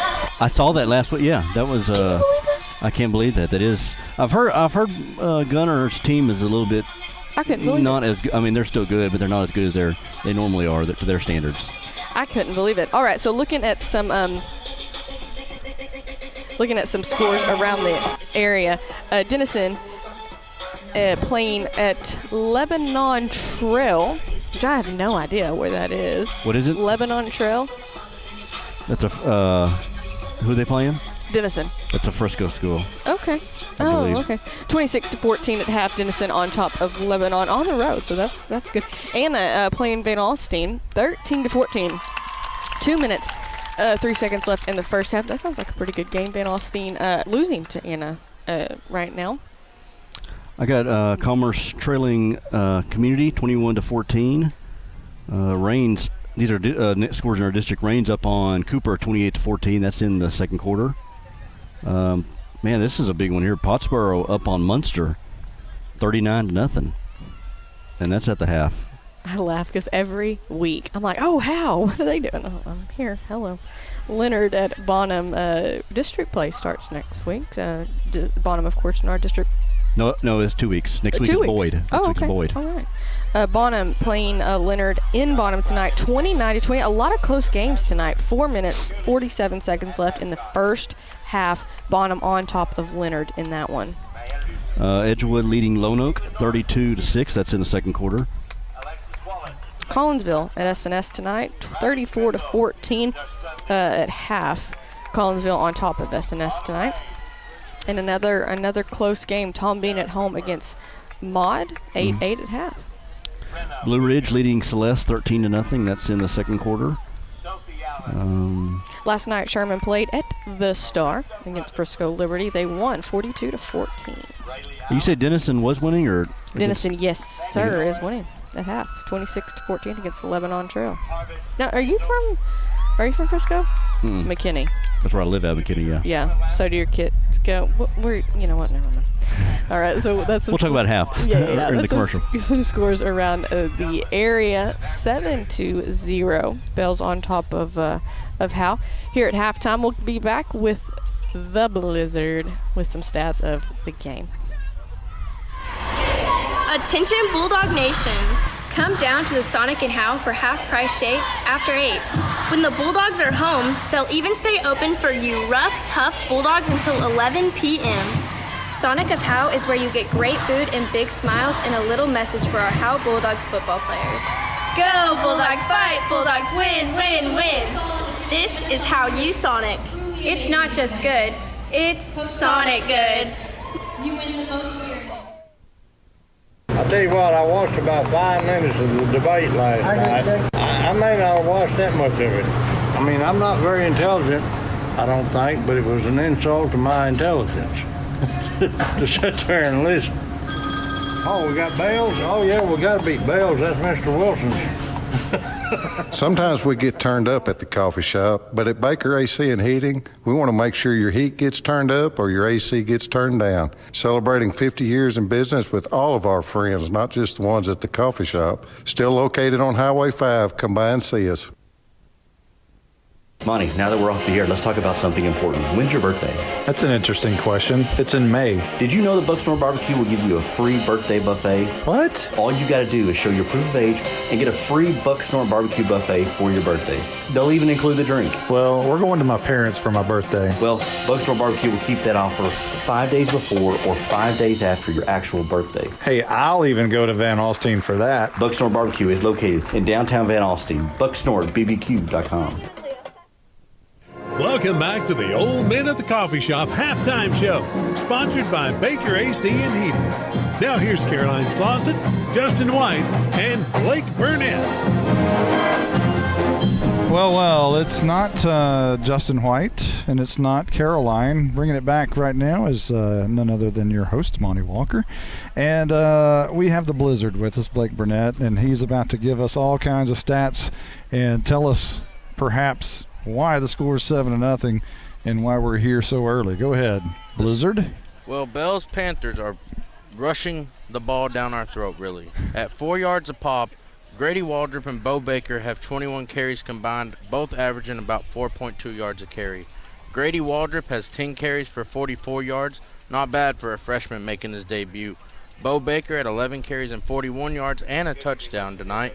And then Tyler Hawthorne running the A-hole reverse, 6 carries and 18 yards. And Blake Rowland, the quarterback, just running a couple quarterback sneaks for 6 carries and 18 yards for Bells. Howe on defense, J.C. Helpenstiel having one heck of a game with 9 tackles. Leighton Elvington adding 5 more tackles, and Noah Campbell adding 5 more tackles. But that doesn't tell the whole story of this game, as Bells has had 33 plays to Howe's 14 plays on offense. So the Howe defense just got tired on that last drive where Bells finally punched it in with 36 seconds left. Howe on offense, Leighton Elvington making the start at quarterback tonight for the injured Austin Haley. 4 of 6 passing, 26 passing yards. He's been sacked 1 time by Hank Weaver. Caden Harmon, 1 carry for 4 yards. He also had a big drop on a 3rd and 5 where he was past the first down marker. Jalen Thornton, 2 carries for 1 yard. 2 catches for 13 yards for Jalen. The Howe Bulldogs have got to get the ball in his hands in the second half. Brandon Williams, 3 carries and 13 yards. He has Howe's biggest gain of the night of 11 yards on a fullback trap. Arturo Lauder has 1 rush for 1 yard and 2 catches for 13 yards tonight for Howe. Bells on defense, Beau Baker leading the way with 4 tackles. Hank Weaver's also been a stud with 2 and a sack tonight. All right, that's your stats by the Blizzard, Blake Burnett. Let's go over the scoring drives for you. This is not going to take very long. Howe took the ball on the very first possession of the game, and they went 4 plays, I guess, and punted. No, they went 5 plays and punted because they picked up a first down on the very first play of the game, and it's kind of been stall-out city since then. Punted it back to Bells. They got it for the first time this evening at their own 25-yard line, and they were forced to punt at their 32-yard line. So they gave it back to Howe with 7:55 left to go in the first, and Howe went 4 and out, and then punted it back to Bells, who took it at the 6:36 mark in the first at their own 8-yard line. And we thought for the first time we really saw signs of that slot T on that drive as they went all the way to the 35-yard line, took 9 plays to do so, but ended up punting it away.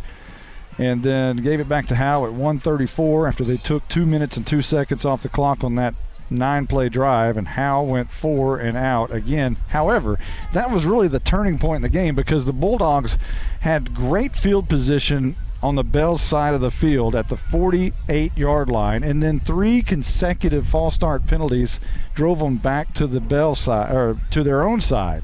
So Howe had a chance to really do some damage right there at the tail end of the first quarter, but shot themselves squarely in both feet before they could get that drive underway, and it ended up in another punt back to Bells. And that's when Bells went, they started right at the 12-minute mark, first play of the drive of the second quarter, and they ended up going 4 plays and out. So the defense did a great job early on. And Howe got the ball back after that punt at the 10:22 mark at their own 40-yard line, but again stalled out, had to punt one more time.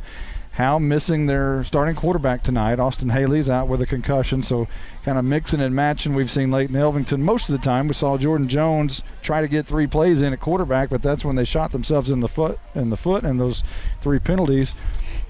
But another Howe punt gave it back to Bells with 8:41 left to go in the second quarter. And at some point you knew, when are they going to put a drive together that Dale West does? And then we saw it. It was and a monstrous 19-play drive that broke the back of the Howe Bulldogs defense. Went down the field 75 yards, converted on 4th down 2 or 3 times, and took 8 minutes and 5 seconds off the clock in the second quarter. Left only 22 seconds on the clock after Bells punches it in for the first score of the game, a 2-yard touchdown by Beau Baker. And after the PAT, Bells led 7-0. Howe took 1 snap with their 22 seconds, got back to the line of scrimmage on a Brandon Williams run, and that was it. And, you mentioned the difference in the game is Bells has had 33 plays and Howe's had 14.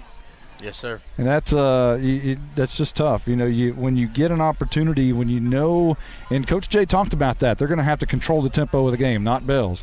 So far, Bells has controlled the tempo, and what Howe has to do is start their own ground game. They're going to have to start taking some time off the clock as well, but they have another weapon that Bells doesn't have, perhaps, and that's the big play strike. And Howe's been able to do that for the first couple of games anyway. Even with Leighton Elvington into the game, they can have the big strike. And I think the Bulldogs are going to need to do that in the second half. Yes, we're going to have to come out and get the ball to Jalen Thornton quickly, the Howe Bulldogs are. That's a good point. Jalen Thornton came into the game averaging 10 yards every time he touched the football. Not that way tonight. He's only touched it 4 times. So the Bulldogs need to get the ball in Thornton's hands. We're going to take another timeout, and we'll come back here in just a moment right here from Bells Panther Stadium. We'll be right back right after this timeout. Hello, Bulldog fans. This is Juan Enciso, your local farmers insurance agent here in Howe. We're here to assist you with your insurance needs, including auto, home, life, business needs, and more. We're vested in the community because we are the only insurance agent in Howe. Our office is at 403 West Hanning Street, or we can be reached by calling 972-382-6121. We're also on the web at farmersagent.com/JEnciso. I have the knowledge and experience to help you better understand your insurance coverage options. Call me, Juan Enciso, at 972-382-6121. The First Baptist Church here in Howe, Texas would like to invite you and your family to a celebration of our Lord and Savior Jesus Christ. Each Sunday morning at 10:30, we meet for worship at 100 East Davis Street in Howe. Prior to that, we have relevant Bible fellowships for all ages beginning at 9:15. Join us each week to declare the hope that is found only in Christ. Be ready to experience the life-changing power of the gospel. There is only one message for every generation, and that message is Jesus. At Grayson Cullen Electric Cooperative, GCEC, we have been around for over 80 years and are governed by 7 principles: open and voluntary membership, democratic member control, members' economic participation, autonomy and independence, education, training, and information, cooperation among cooperatives, and concern for community. One of our communities is Howe, Texas, and GCEC is proud to support the Howe Bulldogs. Attention Bulldog Nation. Come down to the Sonic and Howe for half-price shakes after 8. When the Bulldogs are home, they'll even stay open for you rough, tough Bulldogs until 11 p.m. Sonic of Howe is where you get great food and big smiles and a little message for our Howe Bulldogs football players. Go Bulldogs fight, Bulldogs win, win, win. This is how you Sonic. It's not just good, it's Sonic good. If you've ever been in an automobile accident, who do you trust for your needed repairs? Star Auto Body is Texoma's most trusted body shop, serving all of Grayson County and surrounding counties since 1992. Star Auto Body is locally owned and operated. Services include major collision repairs with or without insurance claims, minor cosmetic repairs, parts replacement, and refinishing. Choose Star Auto Body and Alignments in Howe, Texas, 903-532-5365. Star Auto Body of Howe, Texas.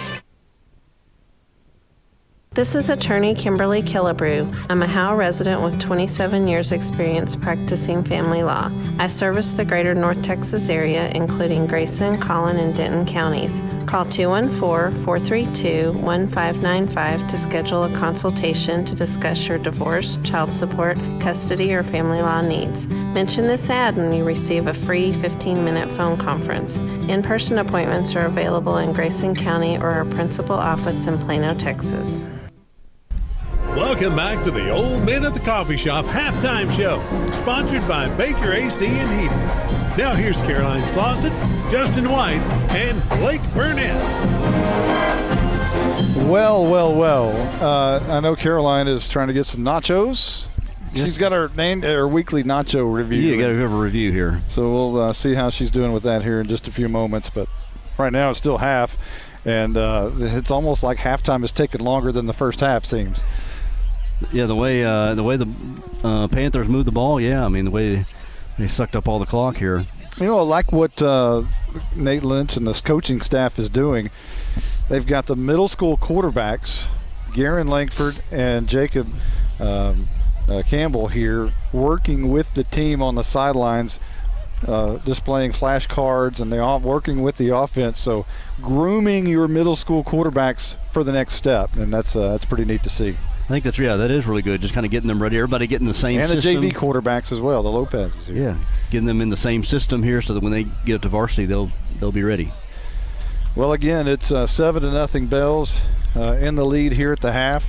They're going to get the football back. The key to this second half, you have to stop those Panthers on this very first drive. It's got to happen. The defense has got to be able to come out here and make a quick stop. Not only, they can't, if you're the Bulldogs, you don't want Bells to even put together any kind of a first down situation to where they move the sticks. You just want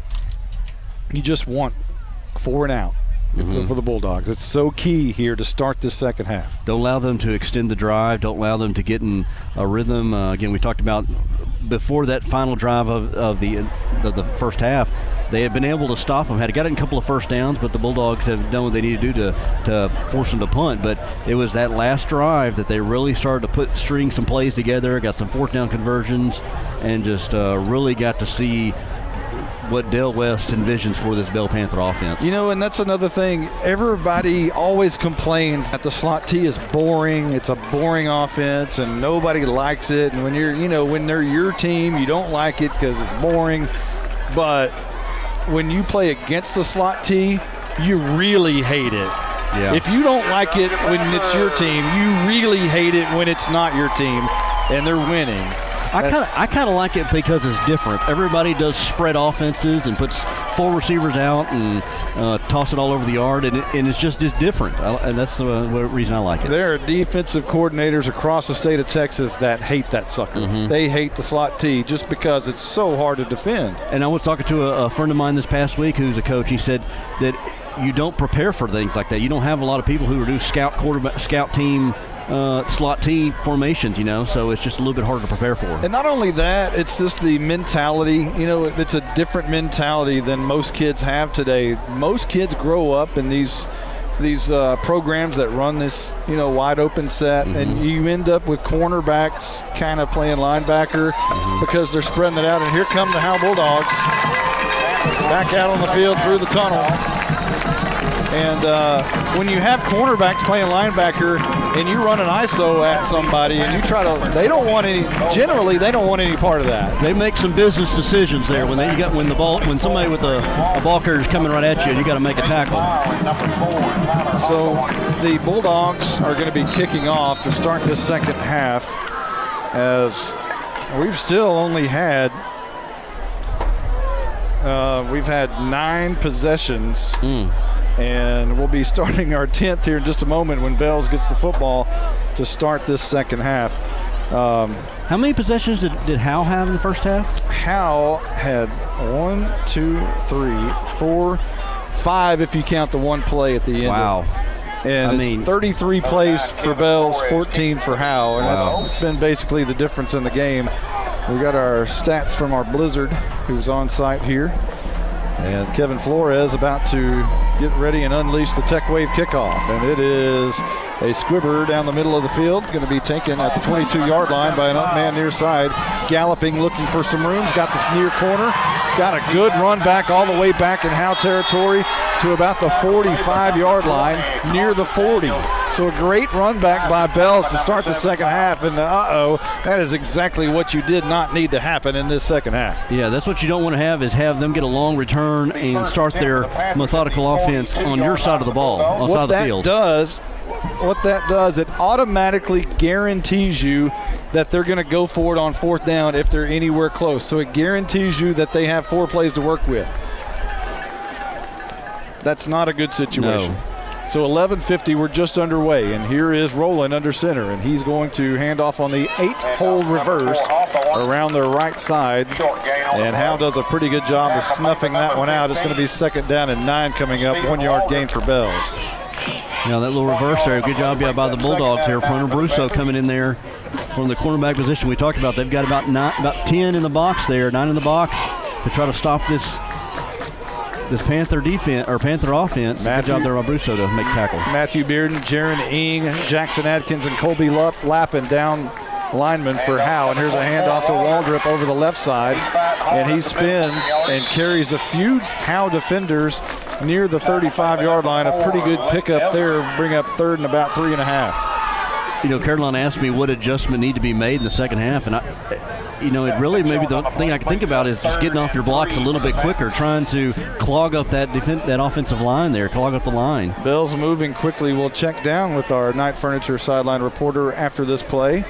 And she may have had time to scarf down some nachos. We'll find out. Rowland is going to hand off to Waldrop again, this time right side, finds a seam and a first down across the 30. Caroline Slauson. How are them nachos? Oh, hang on. Are you there? Are you there?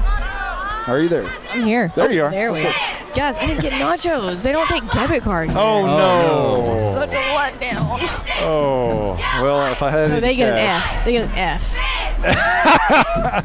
An F? Bill. I think we were all strapped for cash when we came to the stadium. We were all trying to borrow money from each other. 1st and 10 for Bells at the 30. This will be a keeper on the right side by Rowland, and thankfully quick speed on the outside was able to tackle him before he could hit the corner. And it was either Thornton or Jones on the far side, and I think it might have been Jones who was able to capture him for about a 5-yard gain. That one looked like it was going for a lot more until Jones closed the gap. Almost looked like a triple option there, kind of faked it to the fullback there and then took it himself around the right side, and good job by Jones, to save that long run. He had a lot of green pasture in front of him. 2nd down and 5, 9:34 on the clock. Handoff up the middle. Beau Baker, and he'll gain 3, 4, and that's what they do. They gain yardage on every play, and that's the toughest part of defending this offense is they get positive yards every play. There's no incomplete passes. So it's 3rd down and 1. And as we've been saying all night long, and the clock just continues to run.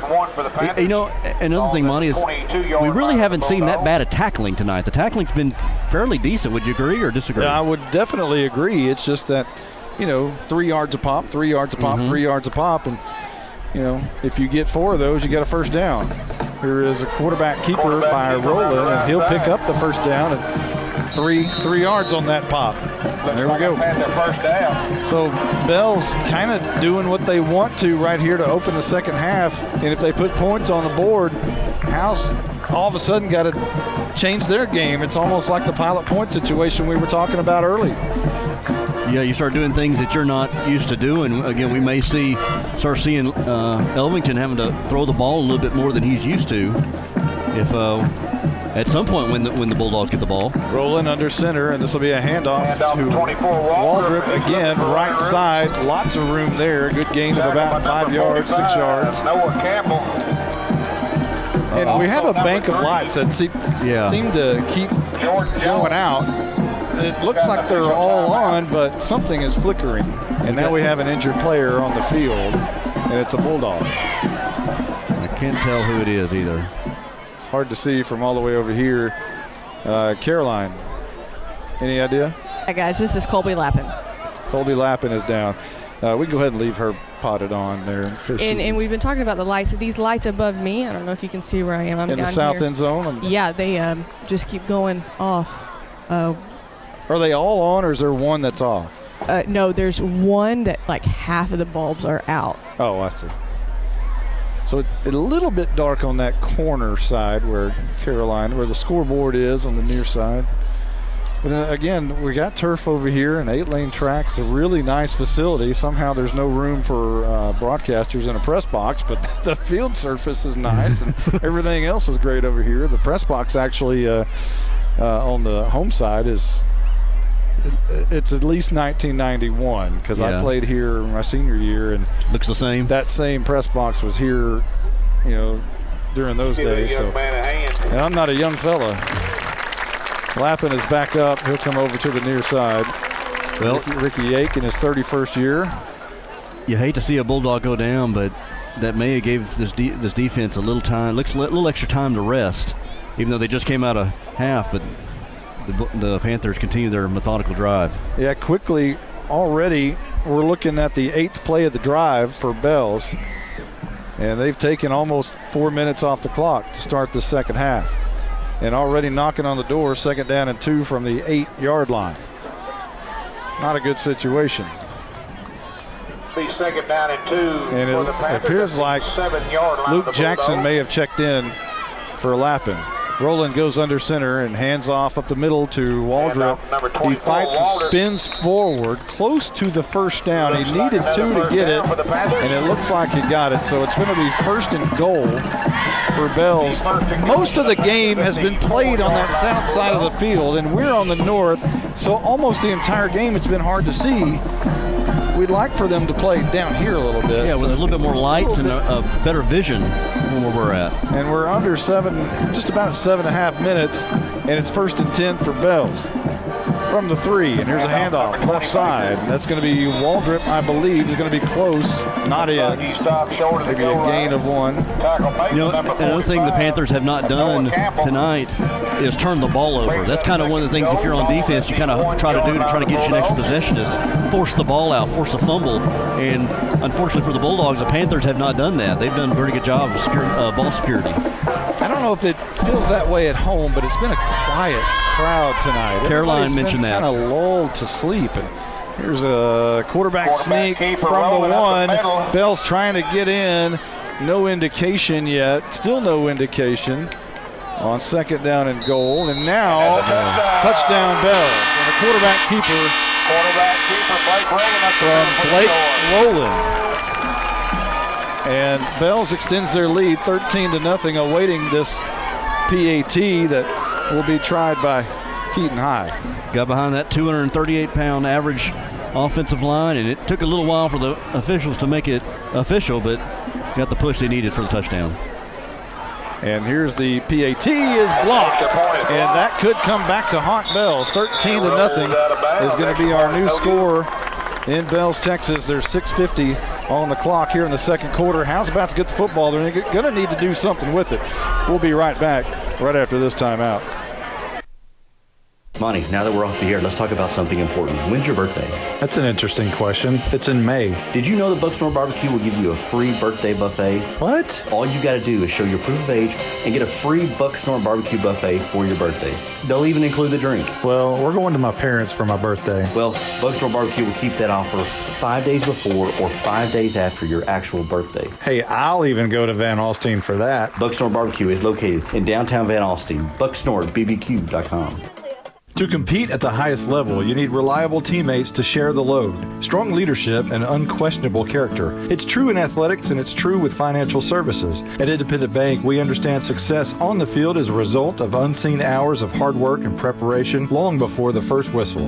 Visit any of our branches, and you'll find local bankers invested in the community, committed to building strong business partnerships and helping families reach their financial goals. Independent Bank is proud to be a part of Howe Student Athletics. Member FDIC, Equal Housing Lender.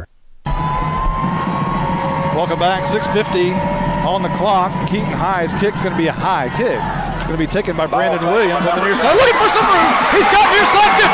It's a foot race 40, and he's down at the 31-yard line as the kicker, Keaton High, brings him down to save the touchdown. Brandon Williams Williams broke free on the near side, and finally some life out of this Howe Bulldogs crowd. They come to their feet for the first time tonight. At just about the right time. Usually they kick it off and they find an empty spot there in the middle of the formation, but that time they came right to Williams there, and he got it, and we just found a seam there and got off of the races and had one man to beat. Good job there by the Panthers to bring him down, and this is maybe the shot of momentum that the Bulldogs need. Ball at the 30-yard line, on the Panther 30-yard line, and they need a score now. Finally some mojo for the Howe Bulldogs. 30-yard line, great field position, and here's a high snap, and Elvington's going to keep it up the middle on the fake on the jet sweep.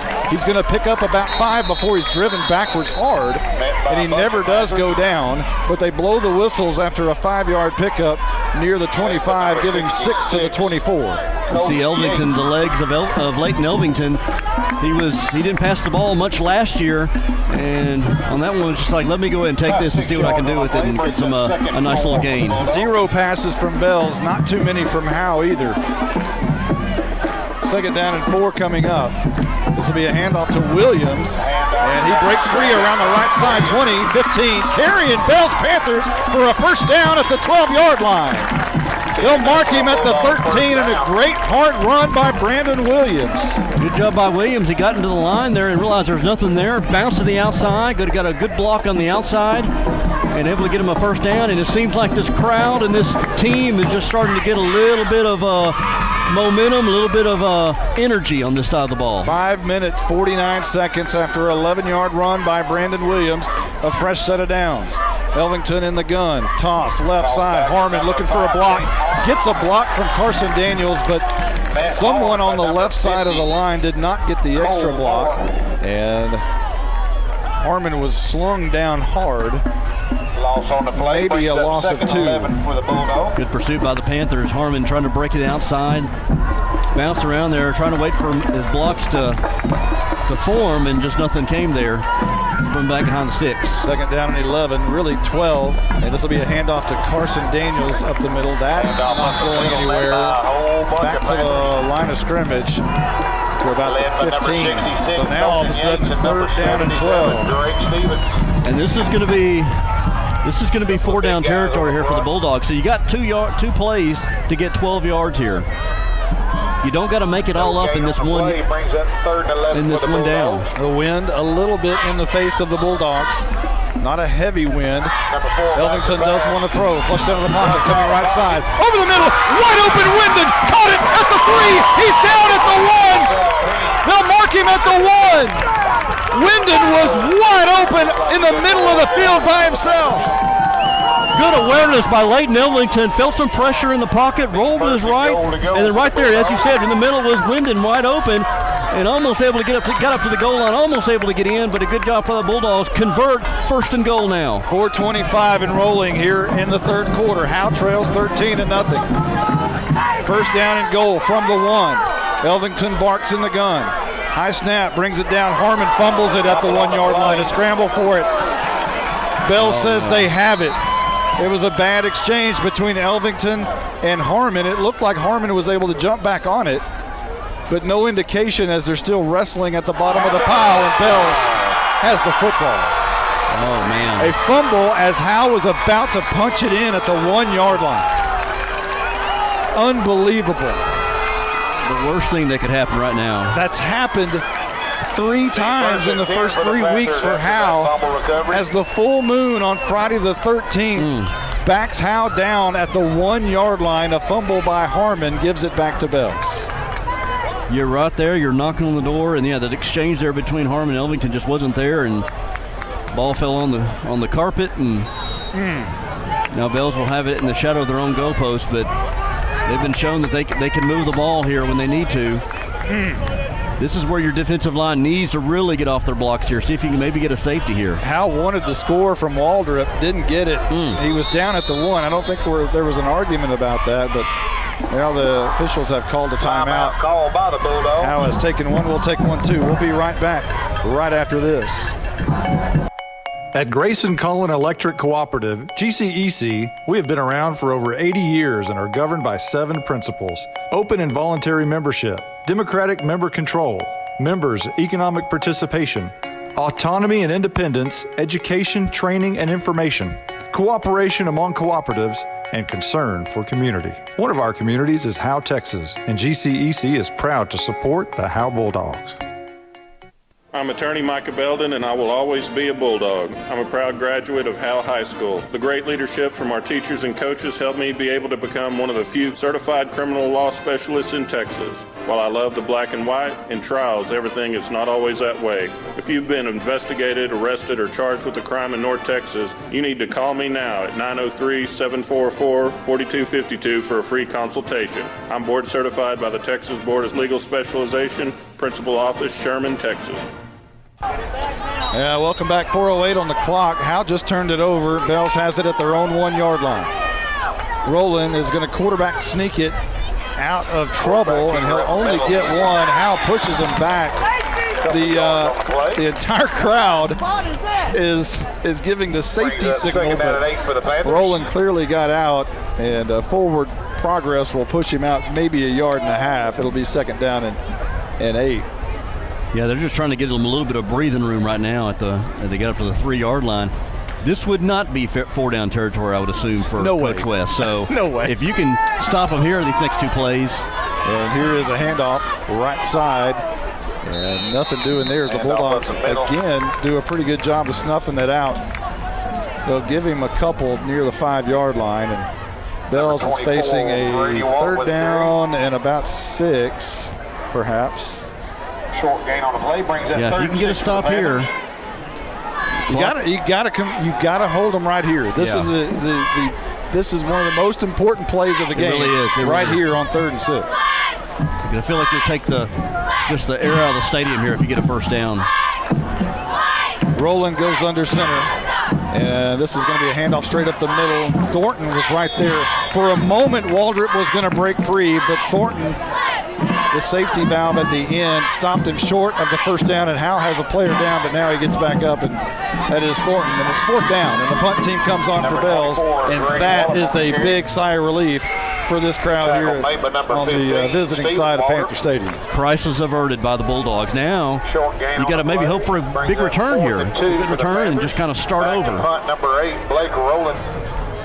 So Roland will punt from 3 yards deep in his end zone, a high wobbly kick and a bounce, and take a good Bells bounce. It bounced at about the 38 on the Howe side and bounced across the midfield stripe. That's one you got to catch. You got to catch those.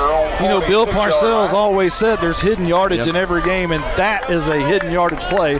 That one could have been caught at about the 38, which would have negated That's about 15, 16 yard hidden yardage. A 15-yard difference if you catch the football there. So Howe will take over at their own 46-yard line. Yeah, you just go back to the drawing board. You moved it there on that first drive, so you know you've shown you can do it. So let's see what Coach Lynch and the offensive staff have up their sleeve on this one. So Waldrop is split out wide right with Louder in the slot, and near side Harmon coming off the field. Elvington in the backfield with Brandon Williams. He's wanting it, and he gets it, and he's hands off to Williams, and Williams runs over a pile for about 3 yards. Surges forward. Number 7 up the middle, number 66 with the tackle. As we hit the 2-minute mark here in the 3rd quarter, Howe trailing 13-0. Had a golden opportunity a moment ago to score, but fumbled at the 1 yard line, going in. Ball spotted at the 47. Williams got that ball and just hit right in the middle of that defensive line there, hitting Yates, 6 foot, 260-pound sophomore there, clogged at the middle. Elvington toss right side. Thornton trying to find the corner near side. He has a little room, close to a first down. He headbutts a defender, and a good run by Jalen Thornton. We talked about trying to get the ball in his hands. He averaged 10 yards a carry every time he touched the football coming into this game, and only touched it 4 times in the first half. There's a good run right there. That was all Jalen Thornton. He was almost going to be tackling the backfield, but able to use his speed to get around the corner. So 3rd down and 1, handoff straight up the middle. Hit for a moment is Thornton. He sheds a tackler. First down, yardage at the 37-yard line. Another good run by Jalen Thornton. Thornton's only about probably 5'9", 150, 160 pounds, but he moves those legs. He moves those legs and just explosive and just hard to tackle. Yeah, if you watch NFL, have you seen Alvin Kamara? If there's anyone you can compare him to, similar. 56 seconds here in the third quarter. Bulldogs on the move, left to right. This is a handoff to Thornton again. Bounces out, spins out of a tackle, tries to get back to the line of scrimmage and does. Electrifying 1-yard run on the far side. That's the most exciting 1-2-yard run I've ever seen. And he was back behind the line of scrimmage about 3 yards, and good job by him to spin his way around. He comes up a little gimpy onto the sidelines, and that's not what the Bulldogs need right now. 29 seconds on the clock here in the third quarter. Howe trails 13-0 with the ball at the Bell's 35-yard line. Left to right, 2nd down and 8 coming up. Elvington in the gun. Carson Daniels back into the game at fullback. High snap. Elvington goes up, brings it down, rolling out right, looking down the field. Chase down. It's going to be caught and dropped by Waldrop at the 32-yard line. The Howe crowd wants interference as maybe a little contact before Waldrop could bring it in, but the officials were right there to call nothing, and it's 3rd down and 8. He was being pursued there by Cole Moore. Elvington was good. He got a good block there from Daniels to give him a little bit more time as he rolled and hit. Was that Waldrop that dropped it? It was Wyndon. Excuse me. Elvington in the gun, 3rd down and 8. Looking to throw, spins out of a would-be sack. Far side, still rolling, running for his life, goes out of bounds after a loss of a yard, and which will bring up 4th and 9. That was good coverage downfield and good pass rush there by Bell. A good combination there for the Bulldogs or for the Panthers. And yeah, we're looking at 4th down here in about 11 or 12. An awful spot Howe just got. They're going to mark him at the 38, so instead of 4th and 9, it's 4th and 11. There's a big difference in those 2 yards. And there's 2 seconds left on this third quarter clock. Howe's going to go for it on 4th and 11. High snap. Elvington, swing pass, near side. Louder has the seam. He's got it. 1st down at the 20. Still running, far side, 15, brought down right there at the 15-yard line. One of the biggest plays Howe has had tonight. They pick up the 1st down on a 4th down and 11 and kill the third quarter clock. It's 4th quarter time in Texas. We'll be right back right after this.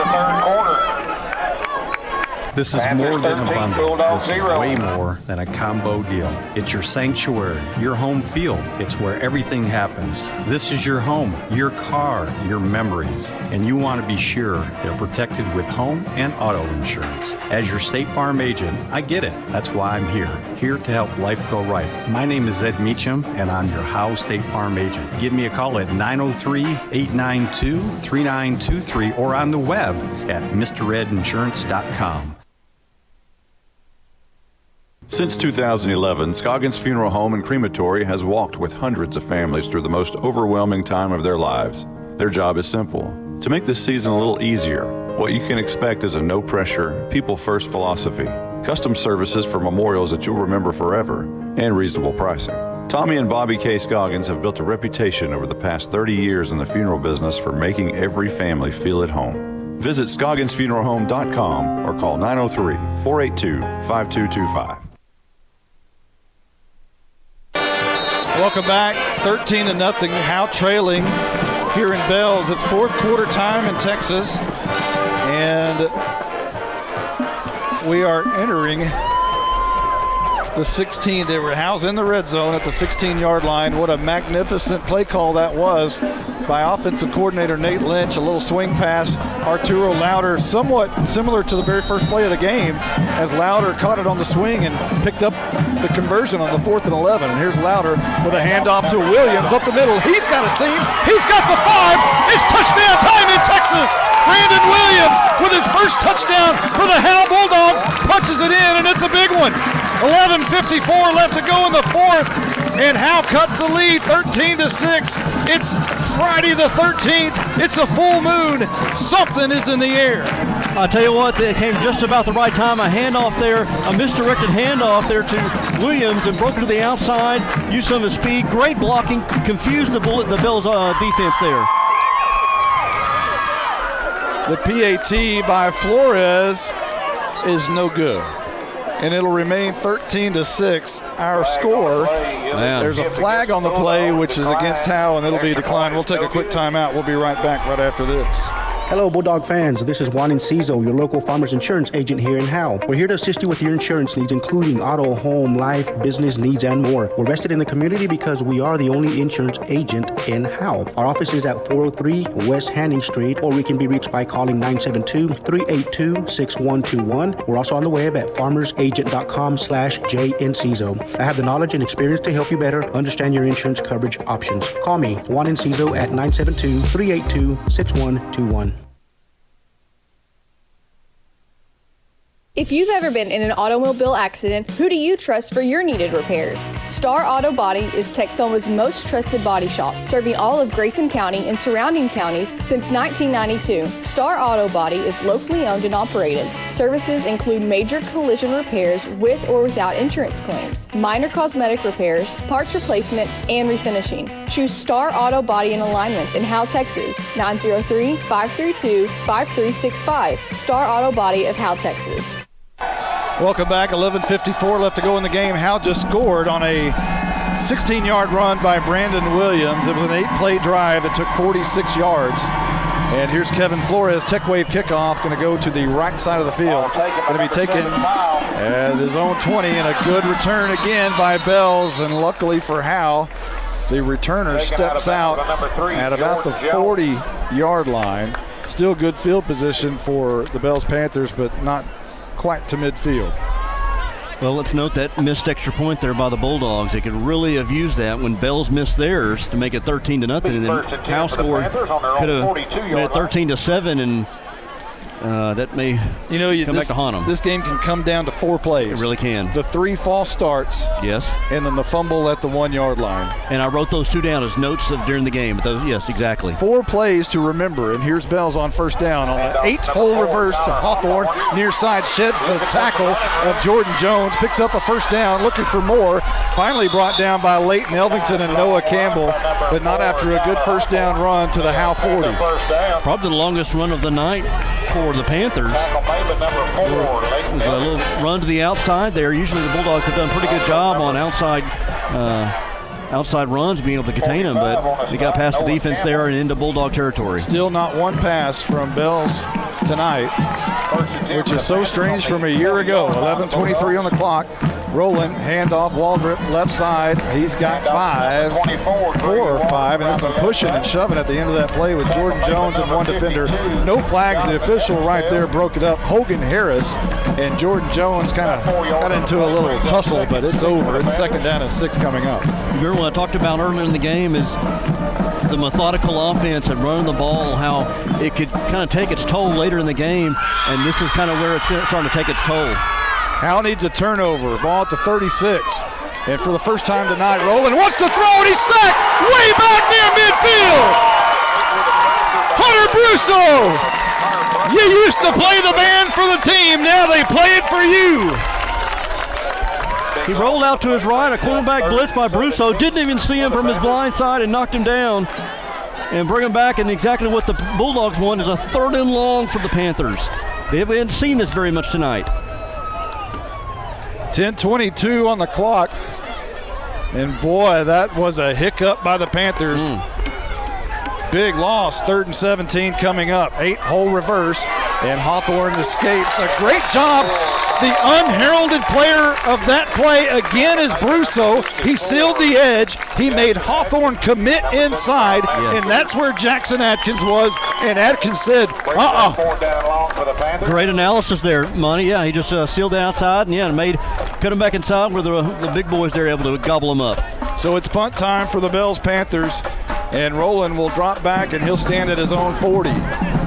Howe needs to catch the football here. Rowland, a high kick, wobbly kick coming up for it. It's going to bounce and take another big Bells bounce and roll inside the 10. And again, Zagleski, for the 2nd time in a row, throws his hands down and throws his head up to the sky as if, catch the football.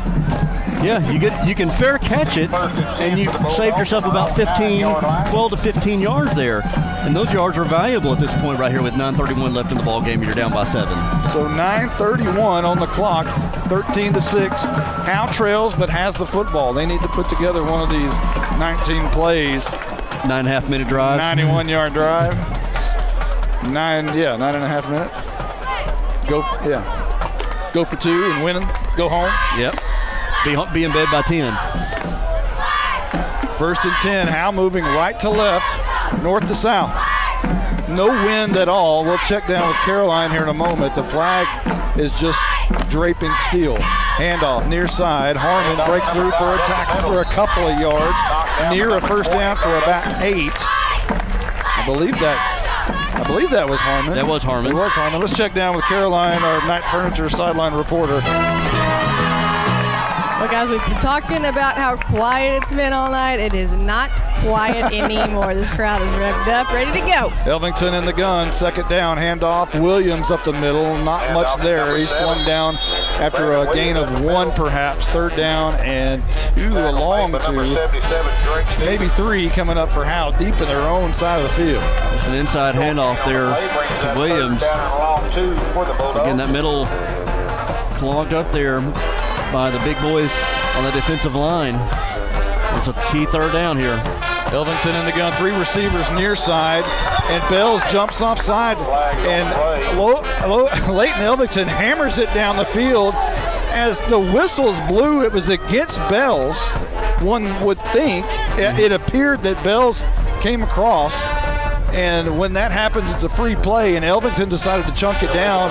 They're going to call it against Howe. Oh, man. They're going to call that against Howe, and I didn't see it. I'm not on the field, but I did not see the movement by Howe, but they'll back that one up. What an unfortunate penalty for the Bulldogs in this situation at this point in the junction.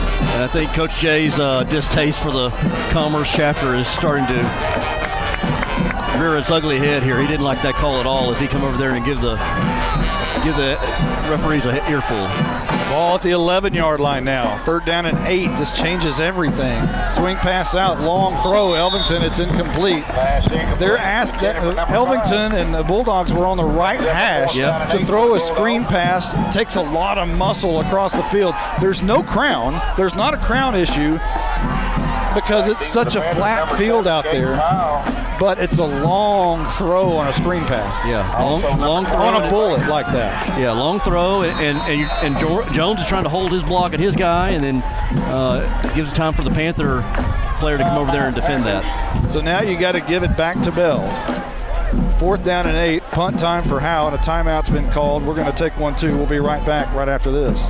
First Baptist Church here in Howe, Texas would like to invite you and your family to a celebration of our Lord and Savior Jesus Christ. Each Sunday morning at 10:30, we meet for worship at 100 East Davis Street in Howe. Prior to that, we have relevant Bible fellowships for all ages beginning at 9:15. Join us each week, declare the hope that is found only in Christ. Be ready to experience the life-changing power of the gospel. There is only one message for every generation, and that message is Jesus. This is attorney Kimberly Killebrew. I'm a Howe resident with 27 years experience practicing family law. I service the greater North Texas area, including Grayson, Collin, and Denton counties. Call 214-432-1595 to schedule a consultation to discuss your divorce, child support, custody, or family law needs. Mention this ad and you receive a free 15-minute phone conference. In-person appointments are available in Grayson County or our principal office in Plano, Texas. Welcome back. Jalen Thornton stands with his heels touching the end zone. He's going to punt this one away. It's a high kick, wobbly kick, going to be caught short of midfield. And Bells is going to have great field position as they return it inside the 30. And it's Caden Pyle who makes the catch. He's 5'8", 150-pound sophomore. Catches the punt on the fly, and that's what happens when you catch a punt. Exactly. I said that's what Bulldogs wanted when they had Bells pinned deep there. They want to catch the ball and get them a little bit of yardage on the return. Even if you fair caught it, again, you didn't lose yardage on the ball bouncing all the way into the Bulldog territory. So now Bells is knocking on the door already at the Howe 27-yard line after a good return. of Jalen Thornton's punt. There's 8:14 on the clock, and we've already seen him take that much. Here's a handoff to Beau Baker up the middle, and he is brought down just a 1 yard gain or so. And a helmet comes off, and guess whose helmet came off? And Will Fleming knows what's about to happen as he jumps right in there, and it's almost if Fleming's over there like, I know it's coming off. As soon as that thing came off, he ran into the game. So 2nd down and 9 coming up. Clock rolling as we're at the 8-minute mark. Bells wants to kill the whole thing. They want to punch it in and drain as much of this clock as they can. You won't see the 8-hole reverse anytime soon, I wouldn't think. It's going to be a lot of quarterback sneaks and up the middle. 2nd down and 9, and a toss right side Hawthorne, a flag down, and Hawthorne trying to find the near side. He's knocked out of bounds after maybe a 1 yard gain, and Leighton Elvington is the man credited for the tackle. Will check the flag. Try to run to the outside there. It looks like, is that going to be a chop block on the Panthers? Our spotter, Carson Grogan, immediately says chop block against the Panthers, and that's a huge penalty. Mark that one in your scorecard. If Bells is not able to score right here on this possession, that's a big, big penalty. That one will back it up near midfield. And you have to give credit to the Bells offensive line there. They've done a pretty good job of blocking and not having a lot of penalties. Not a lot of holds we've seen tonight. They've been pretty mistake-free. So now,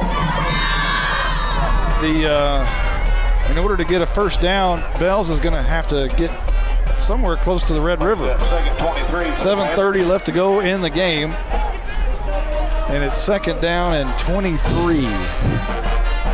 They come to the line of scrimmage, everybody tight, and now you can see that 8-hole reverse, but no, it's a handoff up the middle and hit hard. The freshman is banged down after about 5 yards. You have to give it to the freshman tonight. He's played a whale of a game. Grady Waldrop called up just this week because of the injury to Wrangler Priest, their leading rusher, and it's 3rd down and 20-ish. Scoreboard says 23. I know that's not right.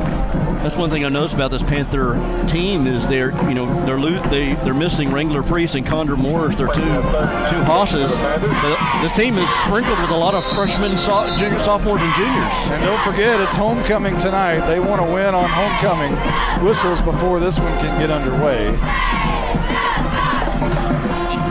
It's an official timeout, we're told. But you think about it, Monty, with freshmen and sophomores, we talked about with some of the guys on offense. Waldrop, Baker's a sophomore, Roland's a sophomore.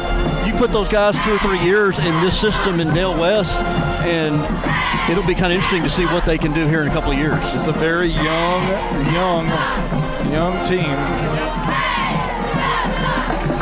And like I said, remember the Howe Bulldogs under Dale West started 2-4.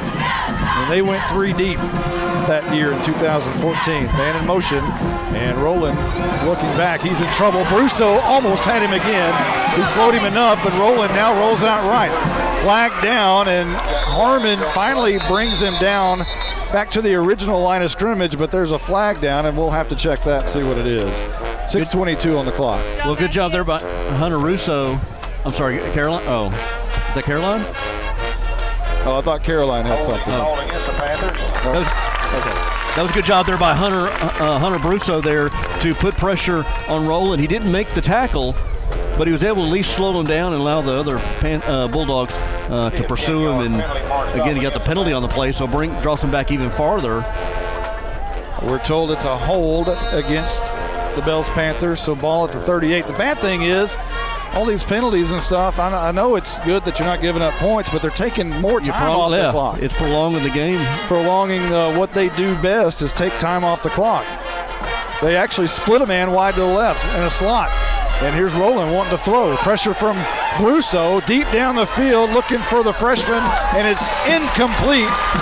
Waldrop couldn't handle it because the senior Harmon was in coverage, and great coverage it was. And now 4th down and very long coming up, in one of the very few times, maybe the first time tonight, Bells attempts a pass. Yeah, rolled out there. And gets it out of their hand. And rolled out there, and Brusso was coming from his backside there as he was rolling to his left and got rid of that, and good job there. Good coverage by Harmon, and it stopped the clock on the incomplete pass. And here comes the punt team, and Howe is going to have a shot with under 6 minutes to drive down the field. You need to catch a punt if it's anywhere close. And here's Roland's punt's a low wobbly kick, going to be caught by Harmon on the run, coming up the far side, gets a seam and returns it up to the 29-yard line. That's what you need right there. A pretty good return with Harmon catching the punt. That's what you need right there. You didn't need to let that ball go and have a chance of it landing within the 10, inside the 10 or the 5-yard line, but instead on the return, you give yourself decent field position with 5:48 to go, 2 timeouts in your hip pocket, and an offense that has the ability to move. Let's check down with our Night Furniture sideline reporter, Caroline Slauson. Hey, Caroline, what's the mood of the team right now? There's 5.5 minutes left. Yeah, they're ready to go. They're pumped. I think we got it, guys. I think they feel it, and oh my gosh, I hope. I've seen a Coach Simmons sighting down there. Oh, yes, for sure. We got it all. The gang's all here.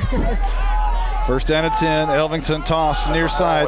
Jalen Thornton rolls over a defender, spins out of one tackle, spins out of another, barrels over one defender. One of the greatest runs ever seen as he runs straight over a defender.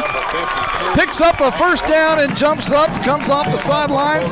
What an outstanding run by Jalen Thornton near midfield at the 46-yard line. That was an amazing run there. He just broke tackles. He kept going and spinning and just moving his legs, and next thing you know, he's all out to the 44-yard line, about a 14-yard gain on that. Well, he checks out of the game. In comes Harmon, and he'll dot the I in the pistol.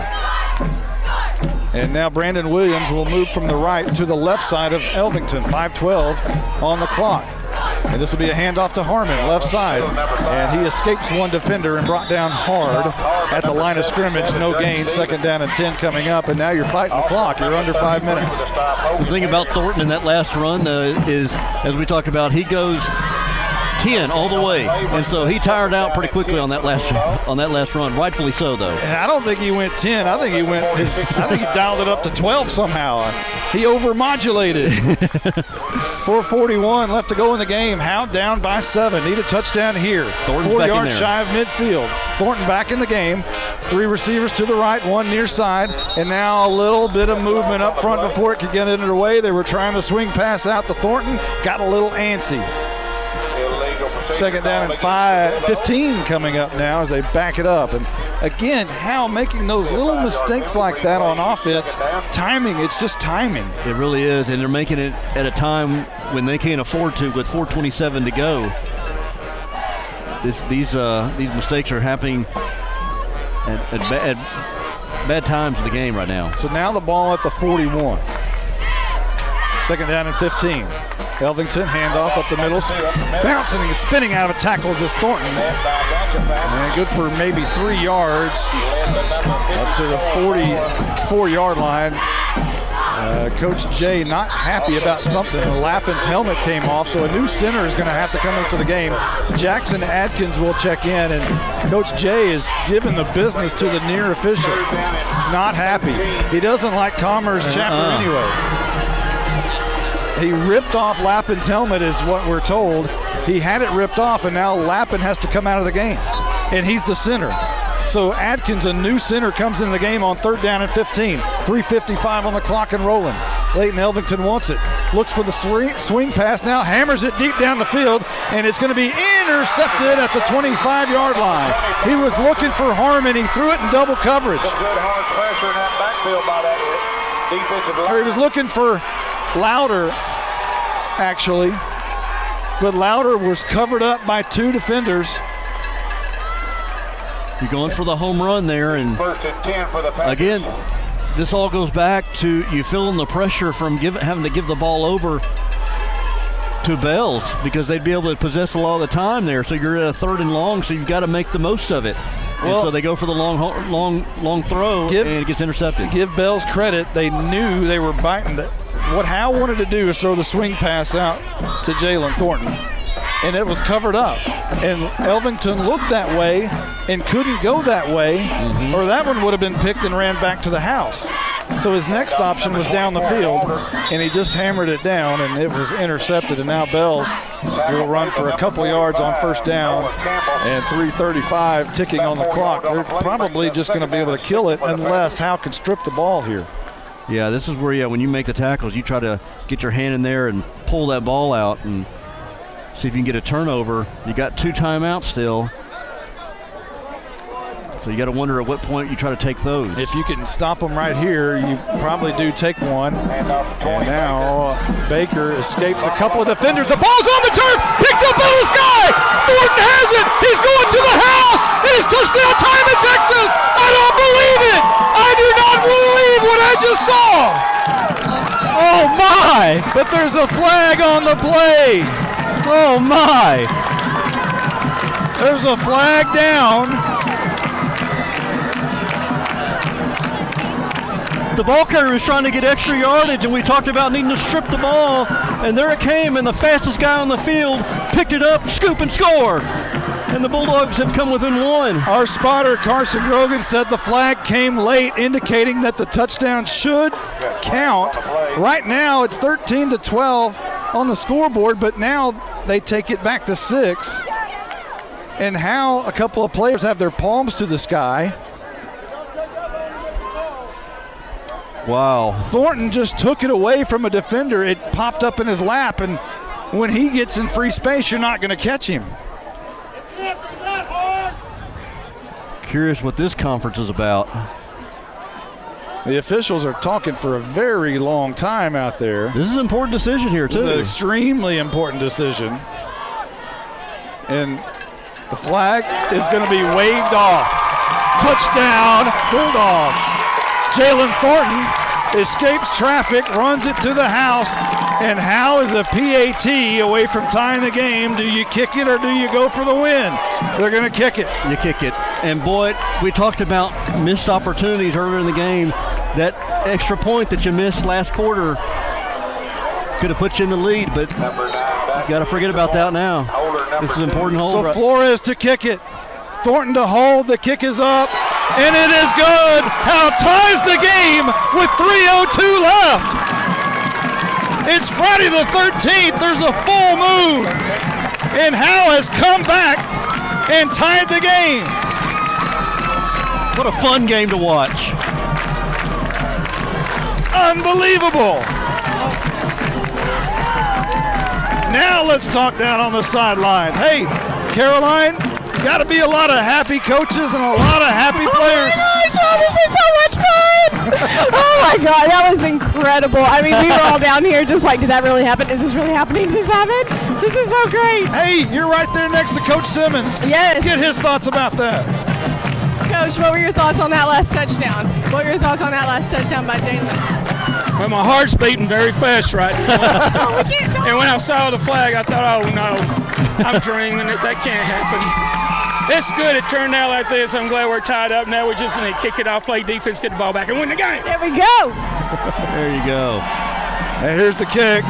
The Tech Wave kickoff is going to be taken near the 15-yard line, coming straight up the middle of the field on the far side. A nice return to the 42-yard line. And on the return, once again, for Bells is Caden Powell, the sophomore. And with 2:54 left in the game, the happy crowd needs to stay that way because Bells has the ball with 2:54, and what they want to do is drive it down quickly and punch it in, but they don't do anything very quickly. They say the key word is quickly. Now the pressure's a little bit more on Bells, and see if that offense, if it can move, how quick it can move. Go ahead. 2:54 in the game. Bells comes to the line of scrimmage from their own 43-yard line. This will be a handoff up the middle. The freshman gets it. He'll surge forward for about 5 yards. And again, on the carry is Grady Waldrop, the freshman. Had a pretty good game tonight. Coming up for the injured Wrangler Priest, their leading rusher. Ball at the 46-yard line. And another, this is a great play by Howe. Guess who gets up off the bottom of that pile?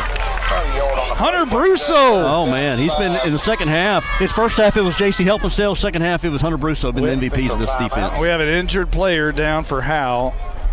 and we'll check and see. It could be Jackson Adkins, we're told. Yes, it is. And hoping it's just a cramp. They're working as if it is a cramp. We'll take a quick timeout, and we'll be right back right after this. This is Larry Mays. I'm the master plumber and the owner of Torque Plumbing in Howe, Texas. We do commercial and residential plumbing, everything from major construction of new restaurants to service plumbing calls to local citizens. We even service water heaters. We're located here in Howe off of Highway 75 at 102 South Collins Freeway. We're family owned and operated and are vested into the Bulldog community. Give us a call at 903-532-0525. Mention this ad for free service calls. Adkins comes off the field walking on his own power. Looks fine. May have a tiny limp to him, but there's 2:20 on the clock. And the ball's at the 47-yard line. And Bell's just shy of midfield on 3rd and 5. And the Howe crowd, which was once dead, now is at full throat. 3rd and 5. Handoff, left side. The freshman has it. He's knocked backwards. The Bulldog defense is going to force a 4th and 5. And here's your ball game for the moment. Jaron Ing and Matthew Beard, the big boys in the interior line, come rising from the ashes there as they make that big stop. And here's decision time for Coach West. How in the world has Hunter Brusso not played football all these years, come out there and look like a 3-time All-District player? Where's he been the last 3 years? They've missed him, and now it looks like they're going to try to punt now. I don't. Okay. They are going to punt. It's 4th down and 5. Apparently going to punt. Rolling low snap. He gets it. A lot of time. Low kick. Gonna bounce at the 30. Going to be taken by Harmon at the 20. And he's driven backwards. Hang on the ball. And he does hang on to the ball. And they'll give him forward progress to the 21-yard line. And Howe is going to try to go 79 yards in a minute 36. You know, Monty, we need to give credit to this Bulldog defense.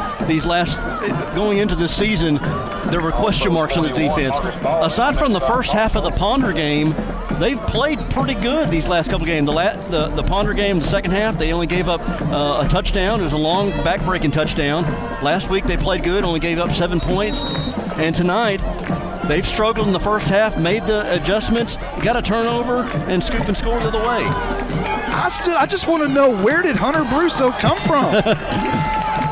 My goodness. I mean, if there's a player in tonight's game defensively, it's Hunter Brusso. 1st and 10, Howe. And this is going to be a reverse to Harmon, running from left to the right, looking for a seam up the right hash. Does gain enough for about 6 or 7 yards. A minute 26 on the clock. The clock is your enemy. A little trickery here by Coach Lynch. And as the clock continues to tick, you got 2 timeouts. Are you trying to play for overtime or the? You know, in 25 years, I've never done an overtime game. Really? And make it Friday the 13th with a full moon, wouldn't you know? Here's Elvington rolling around, flushed out of the pocket, coming near side, trying to make a move, makes a move on one defender, picks up the 1st down, spins out of another tackle, and gain tackled shy of the 40-yard line at the 37-yard line. 54 seconds left on the clock. And Howe is near midfield at the 37. Was running for his life there, and looks like a timeout's going to be called by the Bulldogs. Howe has called a timeout. We'll keep it. Well, I got one more spot. Let's get it in. To compete at the highest level, you need reliable teammates to share the load, strong leadership, and unquestionable character. It's true in athletics, and it's true with financial services. At Independent Bank, we understand success on the field is a result of unseen hours of hard work and preparation long before the first whistle. Visit any of our branches, and you'll find local bankers invested in the community, committed to building strong business partnerships and helping families reach their financial goals. Independent Bank is proud to be a part of Howe Student Athletics. Member FDIC, Equal Housing Lender. We had a good point from our spotter, Carson Grogan, a moment ago. He said that, you know, you got a kicker. I don't know the range of Kevin Flores, but I would imagine you probably need to be somewhere down around the 15-yard line. If you get around the 15, you give yourself a chance. That's a 32-yarder. Yeah. So you probably need to get to the 15. I would think the 15 is the ceiling there. I would imagine so. 54 seconds on the clock. Elvington sends Thornton out of the backfield. Whistles blow before this one can get underway. And it's a false start against Howe. Exactly what you don't need right now. Well, the yardage is not the biggest issue. The clock really is the biggest issue. One big play can get you out in space, but they're going to push it back to the 32. At this point, the 5 yards really doesn't matter. It's the clock that matters the most, especially if it's first down. Now, if it were third down and that penalty came, that would be a backbreaker. But first and 15, Howe's got time to hit the big play. Send the man in motion. Looking for Thornton, now looking downfield. Got Jordan Jones, who makes the catch at the 39. Spinning out of a tackle and brought down hard from behind after he crosses the 42. Clock rolling at 41. You talked about before he wanted to get that screen up to Thornton and instead got the slant to Jones. There's a Panther that's very slow getting up. He did get up. Howe wants to get on the football. 32 seconds. Bell's taking their time getting back. 28, 27, and this is going to be Elvington keeping it. He wanted to hand off to Thornton, but he didn't do it. A timeout's probably coming here as Thornton is down, or Leighton Elvington was down after a couple near the 45-yard line. They'll spot it at the 44. Exciting game here in Bells, Texas tonight. Looks like the timeout's been called. We'll keep it right here. 19 seconds to go. Howe's going to try to probably on 3rd and 5. Well, wouldn't you like the freshman gunslinger right about now? I wouldn't mind. Oh yeah, I wouldn't mind seeing the screen that they've been, the middle screen, that tunnel screen they've ran a couple of times tonight. That's R2 fun. roll louder. Get it to Louder, Harmon, Thornton, one of them. Get you one of your speeds or get them in space and see what they can do. That's kind of been your 8-hole reverse then tonight. This would be a great time for a halfback pass from Thornton down the field. That's putting in the call, isn't it? Toss, right side. Thornton throws. Jordan Jones. Bulldogs win. Williams in the backfield with Elvington. 3 receivers right side. Jordan Jones near side. Elvington wants to throw. Hammers it down. Caught Jordan, first down, and he's going to be wrangled by the neck down after a first down catch at the 48-yard line, and the flag is down. He got a comeback route there and should have got out of bounds. That's what you need to do with no timeouts. Instead, went back into the field of play. There's 11 seconds on the clock, and the penalty is going to be against Howe. That's a big one, too. 15-yard variety, or is it a 10-yard? 10-yard variety. Holding call. Well, you got 11 seconds. Well, you almost have to be somewhat conservative here. You want to give yourself the opportunity at overtime. Right. And here's Elvington. And he's going to hand off to Williams near side, and he's going to gain a couple up to the 35, and the clock is going to roll, and it is overtime time in Texas. Wow. What a game this has turned out to be. It was a snoozer for a half, but man, oh man. Play some extra football. Guys, can I just tell y'all that when there were people leaving before Jalen made that touchdown. Yeah. There were people leaving. And I hate to say it, but yeah, Jalen's family was up here near me. That's who I saw leaving. And they're no longer up here. I think they're down here, though. Okay. Yeah. Well, I'm glad they got to see it. That was crazy. That was one of the most electrifying fumble returns. Incredible. Unbelievable. Friday the 13th in your first overtime game. Our first overtime. I don't think I'll ever forget the Friday the 13th with the full moon. I don't think I'll forget it. Wow. What a game this has turned out to be. Well, if you're superstitious, the Thornton family needs to stay down there on the sideline. I know. Ever since they moved seats, Jalen's done well. Where are they? I will talk to them. I'm not kidding. Bill Jaling and Dale West having a meeting at the mid-court. Here's another little thing that's happened during this game that y'all don't know about. This light that has gone out, it has been smoking. Did y'all know that? No, I did not. It has been smoking, so that has been watched carefully. It's been a crazy day here. I'd love to hear what's going on in that little meeting between Dale West and Bill Jaling right now. And that, I don't know if they would allow us to put a microphone in there or not, but I would love to be a fly on the wall. Oh, there. Man, yeah.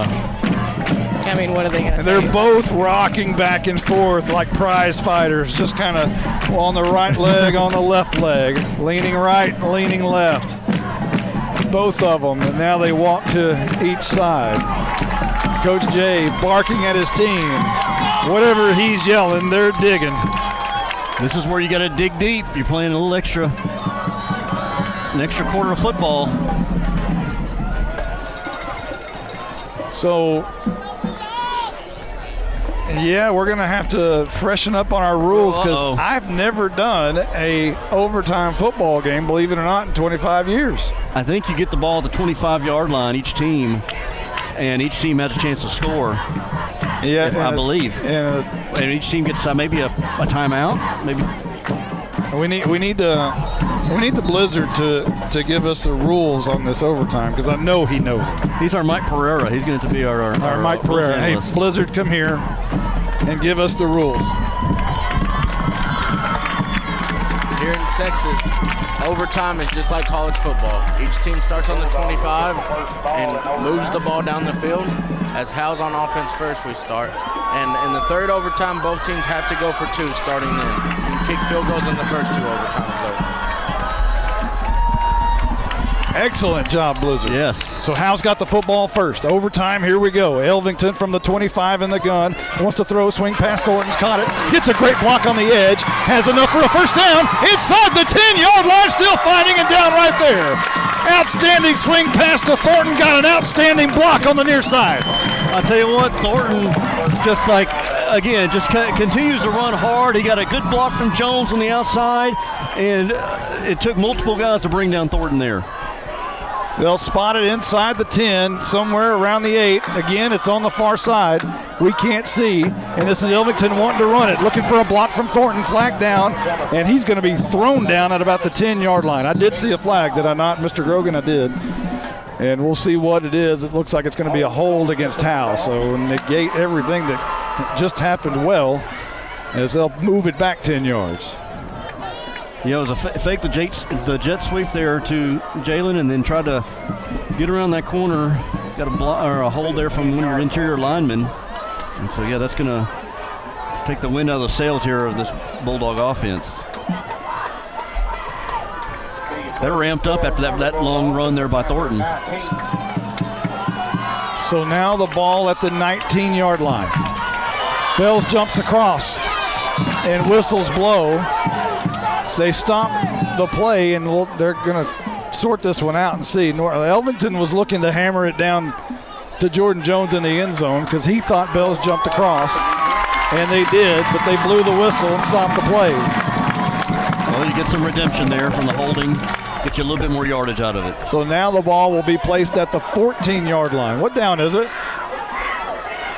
Third or second? Third down. Fumbled snap, and Bells, I think, has the football. A low snap. Elvington had to go get it. He may have gotten back on it. Bells says they have it. The officials have not indicated, and now they have. Howe's turned the ball over again. And again, in a very, very disastrous moment in the game. So Bells is going to try to go 3 all the way to the end zone. This is exactly the placement that they would like to have the ball. They're on at the 25-yard line. No clock, just kind of go as they please and do it, and they'll do it in 4 downs. They'll need 4 downs to do it, 4 plays to do it. So they'll start at the 25. Again, all the action taking place on the south end of the field here. Has there been a touchdown on this end, on the north end? No action almost at all on this north end. The fumble at the 1 yard line happened on the north end. So here comes Bells in overtime. Rowland is going to hand off to Beau Baker, who slumped down immediately didn't think his knee was down, but he did spin for maybe a yard. Guess who makes the tackle? That was Hunter Brusso coming in from that cornerback slot. He's starting to figure out this offense. Second down coming up. 2nd and 9. As they relay the play in. Slot T and all still here in overtime. 2nd down and 9. Everybody comes in tight. Rolling, handoff. The freshman this time over left tackle, and he gains a few, maybe 5. And when I say the freshman, I'm talking about Grady Waldrop, who's had a pretty good night tonight running the football, especially for a freshman. It puts them in 3rd and 5, 3rd and short, probably a 3rd and 5. Well, do you go back to your well and call the 8-hole reverse right here? If I were Howe, I'd be sitting right on it, waiting for Hawthorne number 4 to be coming across. Hawthorne is in that similar formation, and this is going to be Waldrop carrying it over right tackle, close to a first down, but not enough, I don't believe, as he'll cross the 20 to about the 19, 18-yard line. It'll be fairly close. It's definitely within striking distance of a 4th and short. 4th and 2 to be exact. And they got that handoff there and spun his way for about an extra yard or two to get him a little bit closer. And, this is 4-down territory, obviously, for the Panthers, 4th and 2. And they've been able to pretty much convert all their 4th downs tonight.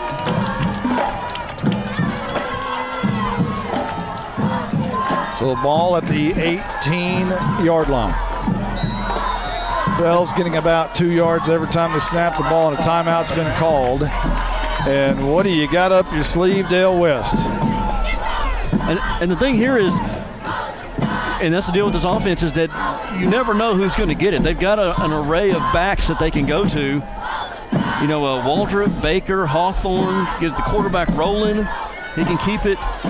So you never can key in on one guy. If he doesn't go to the 8-hole reverse on this play right here, I'm just shocked. I am absolutely shocked. To Hawthorne? Hawthorne. I'd be absolutely shocked. But if everybody expects that, then you do something else, right? I mean, that's kind of the way it works. And that's the thing is, you don't want to get too cute. You don't want to get away from what you do, but it's a chess match. So the Bulldogs defense out there waiting. They're on the field. All of their hands are on their hips. They're ready for Bells to come back out here. Here's your biggest spot of the game right here. 4th and 2. Bells comes under center. They're going to hand off left side. I'm not sure he got it on 4th and 2. He may have been turned away. Bells says they have the first down. Howe says no. Jordan Jones points the other way. One crowd is about to erupt. They may have to bring the chains out to measure this. And they say first down. They don't even measure. They signal first down, and Bells lives another day. Wow. Another moment, at least, at the 15-yard line. Was that Waldrop, I think, that got the carry? Waldrop did get the carry, and a fresh set of downs for the Bells Panthers. And go ahead. We're in overtime. Rolling under center. Handoff right side. He's hit hard over the right tackle. Is that Brusso again? Brusso again. He hammered him. We've seen some good tackles tonight. You can tell that's something that Coach Jay has been working on in this past week and past couple of weeks, is working on tackling. We've seen J.C. Helpenstell. We've seen Brusso with some good tackles. We've seen Thornton and Jones. Elvington. Again, if Bell scores, they win right here. 2nd down and 8. Howe trying to hold him. There's your 8-hole reverse to the right. Jordan Jones had sniffed it out. He breaks that tackle inside the 5. And down right there at about the 5. And an injured Bulldog is down. And that is Jordan Jones, or is it Thornton? Got an injury timeout. We're told it's Jones, and he's trying to get up, can't do it. And 31-year veteran of Howe, trainer Ricky Yake, goes out there to tend to him. So I'm not sure if this is an extended injury situation or not, but they are tending to Mr. Jones over there. And unfortunately, the Panthers got the first down on that too, so they got first and goal at about the 4, maybe 5-yard line. So Bells, if they're able to punch it in here, will win. And Howe. Uh-oh. Can you go get it? Did it drop? Can you go get it? Uh-oh. So we will check that situation as Jordan Jones is being tended to.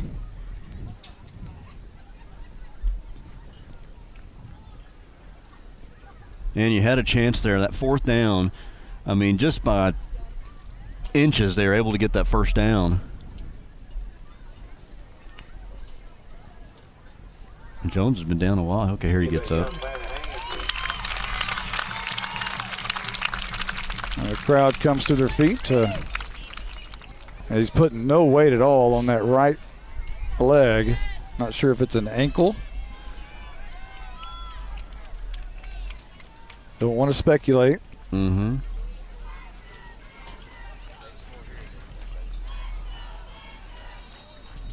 First and goal for the Panthers. So you can hear that, the PA announcer saying first and goal for the Panthers. We lost our crowd mic.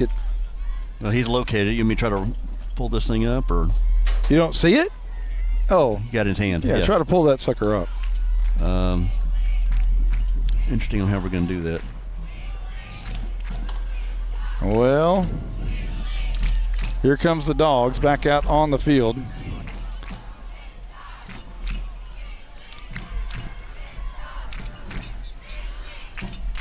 Bulldogs have their heels on the goal line as the ball's at about the 5. Thank you. And we'll just cut the crowd mic.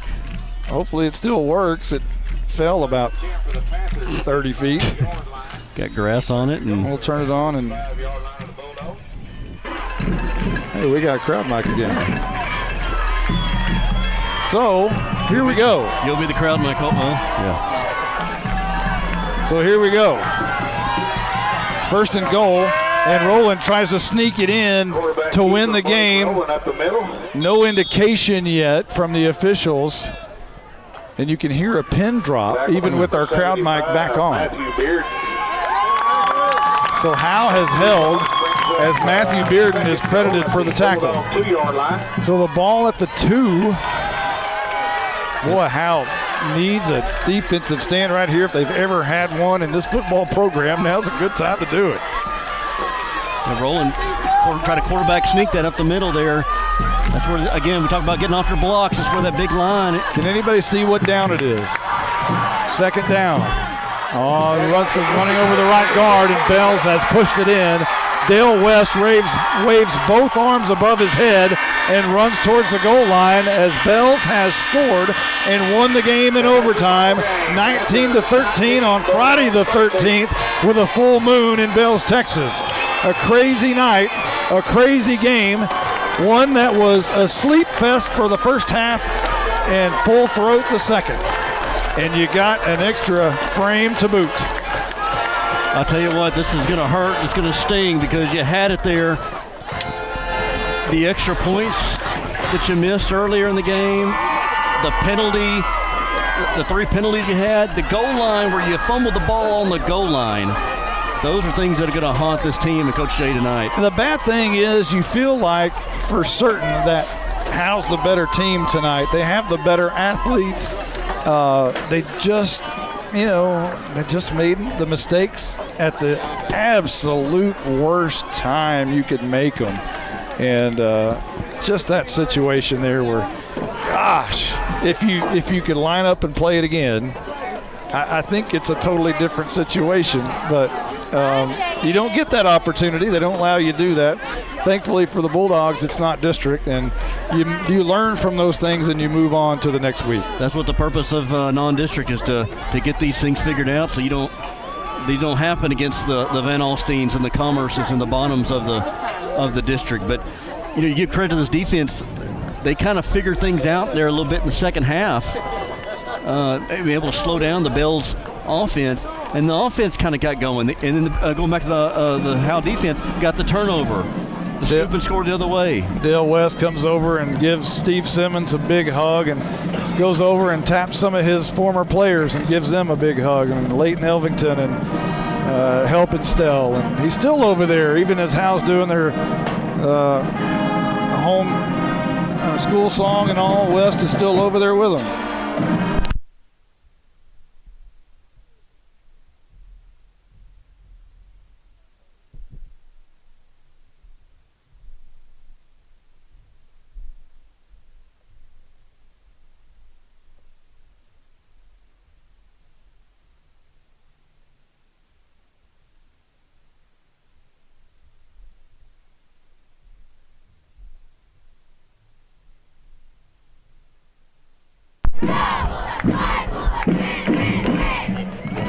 All right, we're back on here.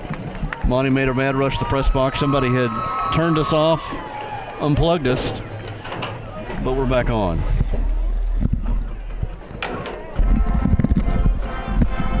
Okay, what day is this again? That was pretty impressive. The way you tightrope that bleacher and the speed you had to get down there and tell them to plug it back in. Boy, well, whoever's in the press box just started unplugging everything, and they unplugged us. Oh. That's what happens when you're outdoors, right? Yep. You're not. Don't have control over that stuff. Oh, my goodness. Oh, my goodness. So, let me hop back over the fence here if I can do that. Ugh, what a night. I'm going to sleep well tonight. Holy cow. Caroline, you down there? Caroline, do we have Caroline? Is Caroline anywhere around? Didn't lose her, did we? Well, what a interesting... Yes, guys, I'm here. I'm sorry. There you are. What an interesting evening. As Caroline, sum this one up for us from your perspective on the sidelines. Oh, man. Oh, gosh. How much of a heartbreak was it for the team? Heartbreaking. I mean, I when he scored, I had turned around to walk back onto the track, turned around, and Coach Simmons, all the coaches were out in the middle of the field, getting to the guys, hugging them. I mean, they just played their hearts out, and it just it has to end this way. The scoreboard just does not reflect. It was such a good game. It really was. I'm trying to find. Oh, there you are. I'm wondering here. I know it's a loss.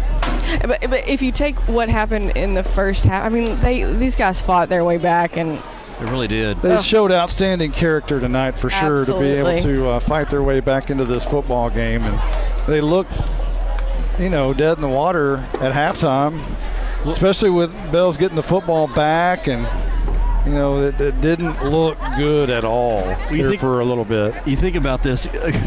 Blizzard made a comment how they were in the halftime where they're running it down our throats, running down Howe's throats, and then in the second half, again, a lot of these kids are running both ways. I mean, so offense, get on the offensive line, on the defensive line, make a stop or get scored on, and then you go to the offensive line. So these guys to be able to have the conditioning and the resolve and just the will to be able to continue to fight there and have to play an extra overtime there.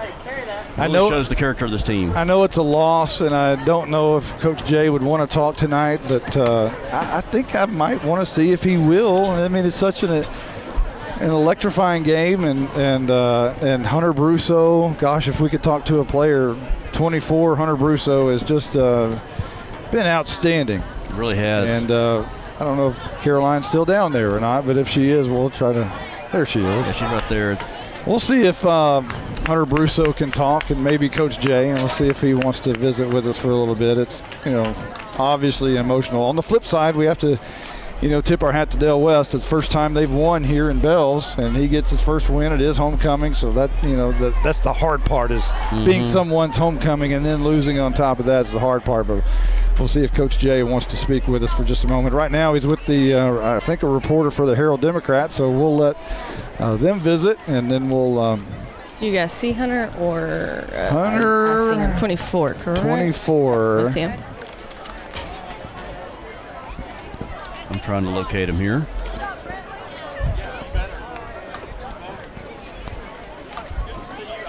Do you see him, Caroline? Yes. Okay, yeah, I see him. He's having his picture made over there with some band mates. There we go. She's got it. All right, guys, I got Hunter. Hunter, I don't even know what to say. Just where, what are you thinking after this game? What are your thoughts? I mean, we fought hard. We fought until the final whistle, and they got one in on us at the end, and now we just have to move forward and get ready for next week to win next week. What do you think this game is going to do for your team going into next week? I think after we lost to Ponder week 1, we came out against S&S really strong. I feel like it's going to do the exact same thing for us next week. Just open our eyes and let us play hard again. Ask him how he's come from not playing football to looking like a 3-time first-team All-District player. Yeah, the guys upstairs, they're saying you go from not playing football to coming out here and looking like a 3-time All-District player. Explain that to us. Where you been? I've been with the band a lot of the time. I just sort of took some years off to just kind of enjoy high school, and then I decided it's my senior year, so why not come out and give it a shot? Thank goodness. Glad to have you, and good luck. Welcome. Good luck next week. All right. We'll see if Coach Jay is over there. I'm looking for him now. He's done talking to the Herald He's Democrat. at the 50-yard line. Yeah, he's right at the 50. There you go. We'll try to. Where am I? At the 40. He's walking towards you. You see him? You see him? He's right in front of you. He's right in front of you now. Yeah, I'm going to give him a second. Oh, he's with his fan. Well, no. Follow him. There he is. He's with Hunter Brusso. Oh, hold on. The man of the hour. And now Carolina's tracked him down. We're going to hear from Coach Jay. All right, well, I'm going to try to think of some words. Tough loss, but these boys battled back. What do you have to say about your team? I'm proud of my team. I mean, they played hard. And if you look at our games, the first 3 games, it's been a close game at halftime, and the kids are coming out in the second half and fighting and playing hard, and that's all I can ask of them, to play 4 quarters. I told them we were going to be in a war at halftime, and they came out and fought. I talked to Hunter, and I asked, what does he think this game is going to do for the team? He thinks definitely going to bring y'all together going into next week. What do you guys think? Oh, absolutely. They're coming together as a team. I mean, they're playing better and better at certain points. We still have mistakes that we got to fix. We knew our offense was going to sputter a little bit tonight with Austin Haley being out, and we got it fixed in the second half. But, Bulldog pride's huge here, and these kids are demonstrating Bulldog pride because they just don't quit. They keep fighting. We are a gritty football team, and we're going to be hard to fight all year long. Well, good luck next week, and it was a fun game to watch, Coach. Thanks. Thank you. That's outstanding words from your head coach, Bill Jailing, and gritty football team, a lot of Bulldog pride, and I think he hit the nail on the head. And second half was Howe's. When they stopped making those little mistakes, Howe showed tonight to be the better team, but not with those mistakes. Well, Coach Jay has talked, on coaches shows and before, is that, if you go out there and fight and just get after it, do it for 4 quarters. He's like, I don't care what the scoreboard looks like. He goes, I'm proud of you. And they did that tonight. They come in here and they really fought their tails off. You think about little things. Games are inches. Think about the inches away that Colby Wyndon was from the touchdown down here. A play later, they fumbled at the 1-yard line. Yep. The inches that they jumped off sides 3 times in a row trying to get Jordan Jones into the game at quarterback, and those little things like that. So tell you what, we're going to wrap this thing up. We're going to let the Blizzard do his thing. If he's got stats ready, we'll let him go ahead, jump on here and do all of that. So hang with us, and here is the Blizzard. Thank you, Monty. That was an exciting game we just got to witness there. That was, even though Howe came on the losing end of that, was fun to watch.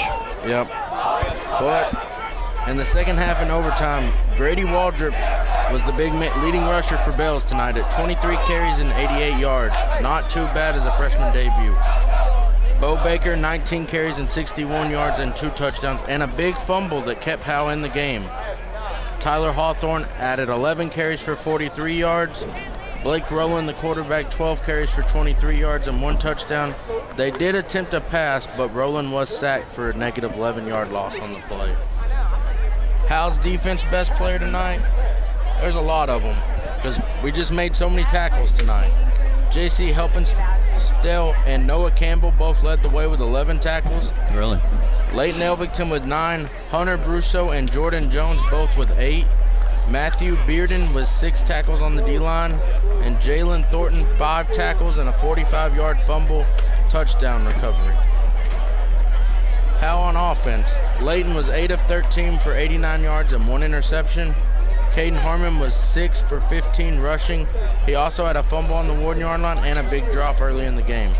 Jalen rushing, 7 carries for 40 yards, 3 catches and 31 yards for Jalen. And Brandon Williams, 8 carries and 41 yards and his first Howe Bulldog touchdown.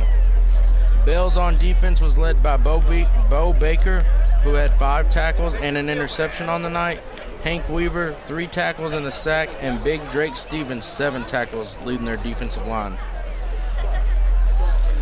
Thank you, Blake. That was a good game, though, to watch. But again, it was an unfortunate inning for the Bulldogs. All right, well, let's wrap this up. Let's get home. Hey, before the moon gets any more full, and while it's still Friday the 13th, let's. And nobody unplugs us anymore. nobody ends our broadcast abruptly. Well, unfortunately, the victory light is not on tonight. Howe loses 19-13 in overtime. It was an exciting second half, one of the best games you can see as old friends over there talking and hugging. Dale West is, you got to love that guy. Even when you face him and he's your opponent, you still love him. He's a great guy, and he's so good for those kids over there. And that's a great thing about, some of these programs and towns, they don't realize that you may not like the slot T. Maybe it's not the most fun, and you were playing air raid, and that was all fun. And even though you didn't win a playoff game, I think so, yeah. But it was fun, and now you're running the slot T, and everybody's bored. But guess what? You're going to win with him. And another thing is, your kids are going to be better off being around that guy, and that's the most important thing. In the same way in Howe with Bill Jailing, the most important thing is the guy in the room influencing your kids when your kids are around those guys more than they are their dads. That's the most important thing. And these two towns have got that right, and that's what I'm proud of. Well, we talked about all fair. You talk about you'd rather have your kid be around somebody who's a good influence and be 2-8 than be around somebody who's picks up bad habits and you go 3 deep in the playoffs, Exactly. So you want a good example out there. These two towns have got it right. Yep. And this was a great football game tonight. For everyone who's been a part of this one, including our spotter Carson Grogan, our sideline extraordinaire Caroline Slauson, our statistician Blake Burnett, the Blizzard. Yes. And our awesome color analyst Justin White. For everyone who's been a part of this one, I'm Monty Walker. We will see you next week at home against the Boyd Yellow Jackets. So long, everybody.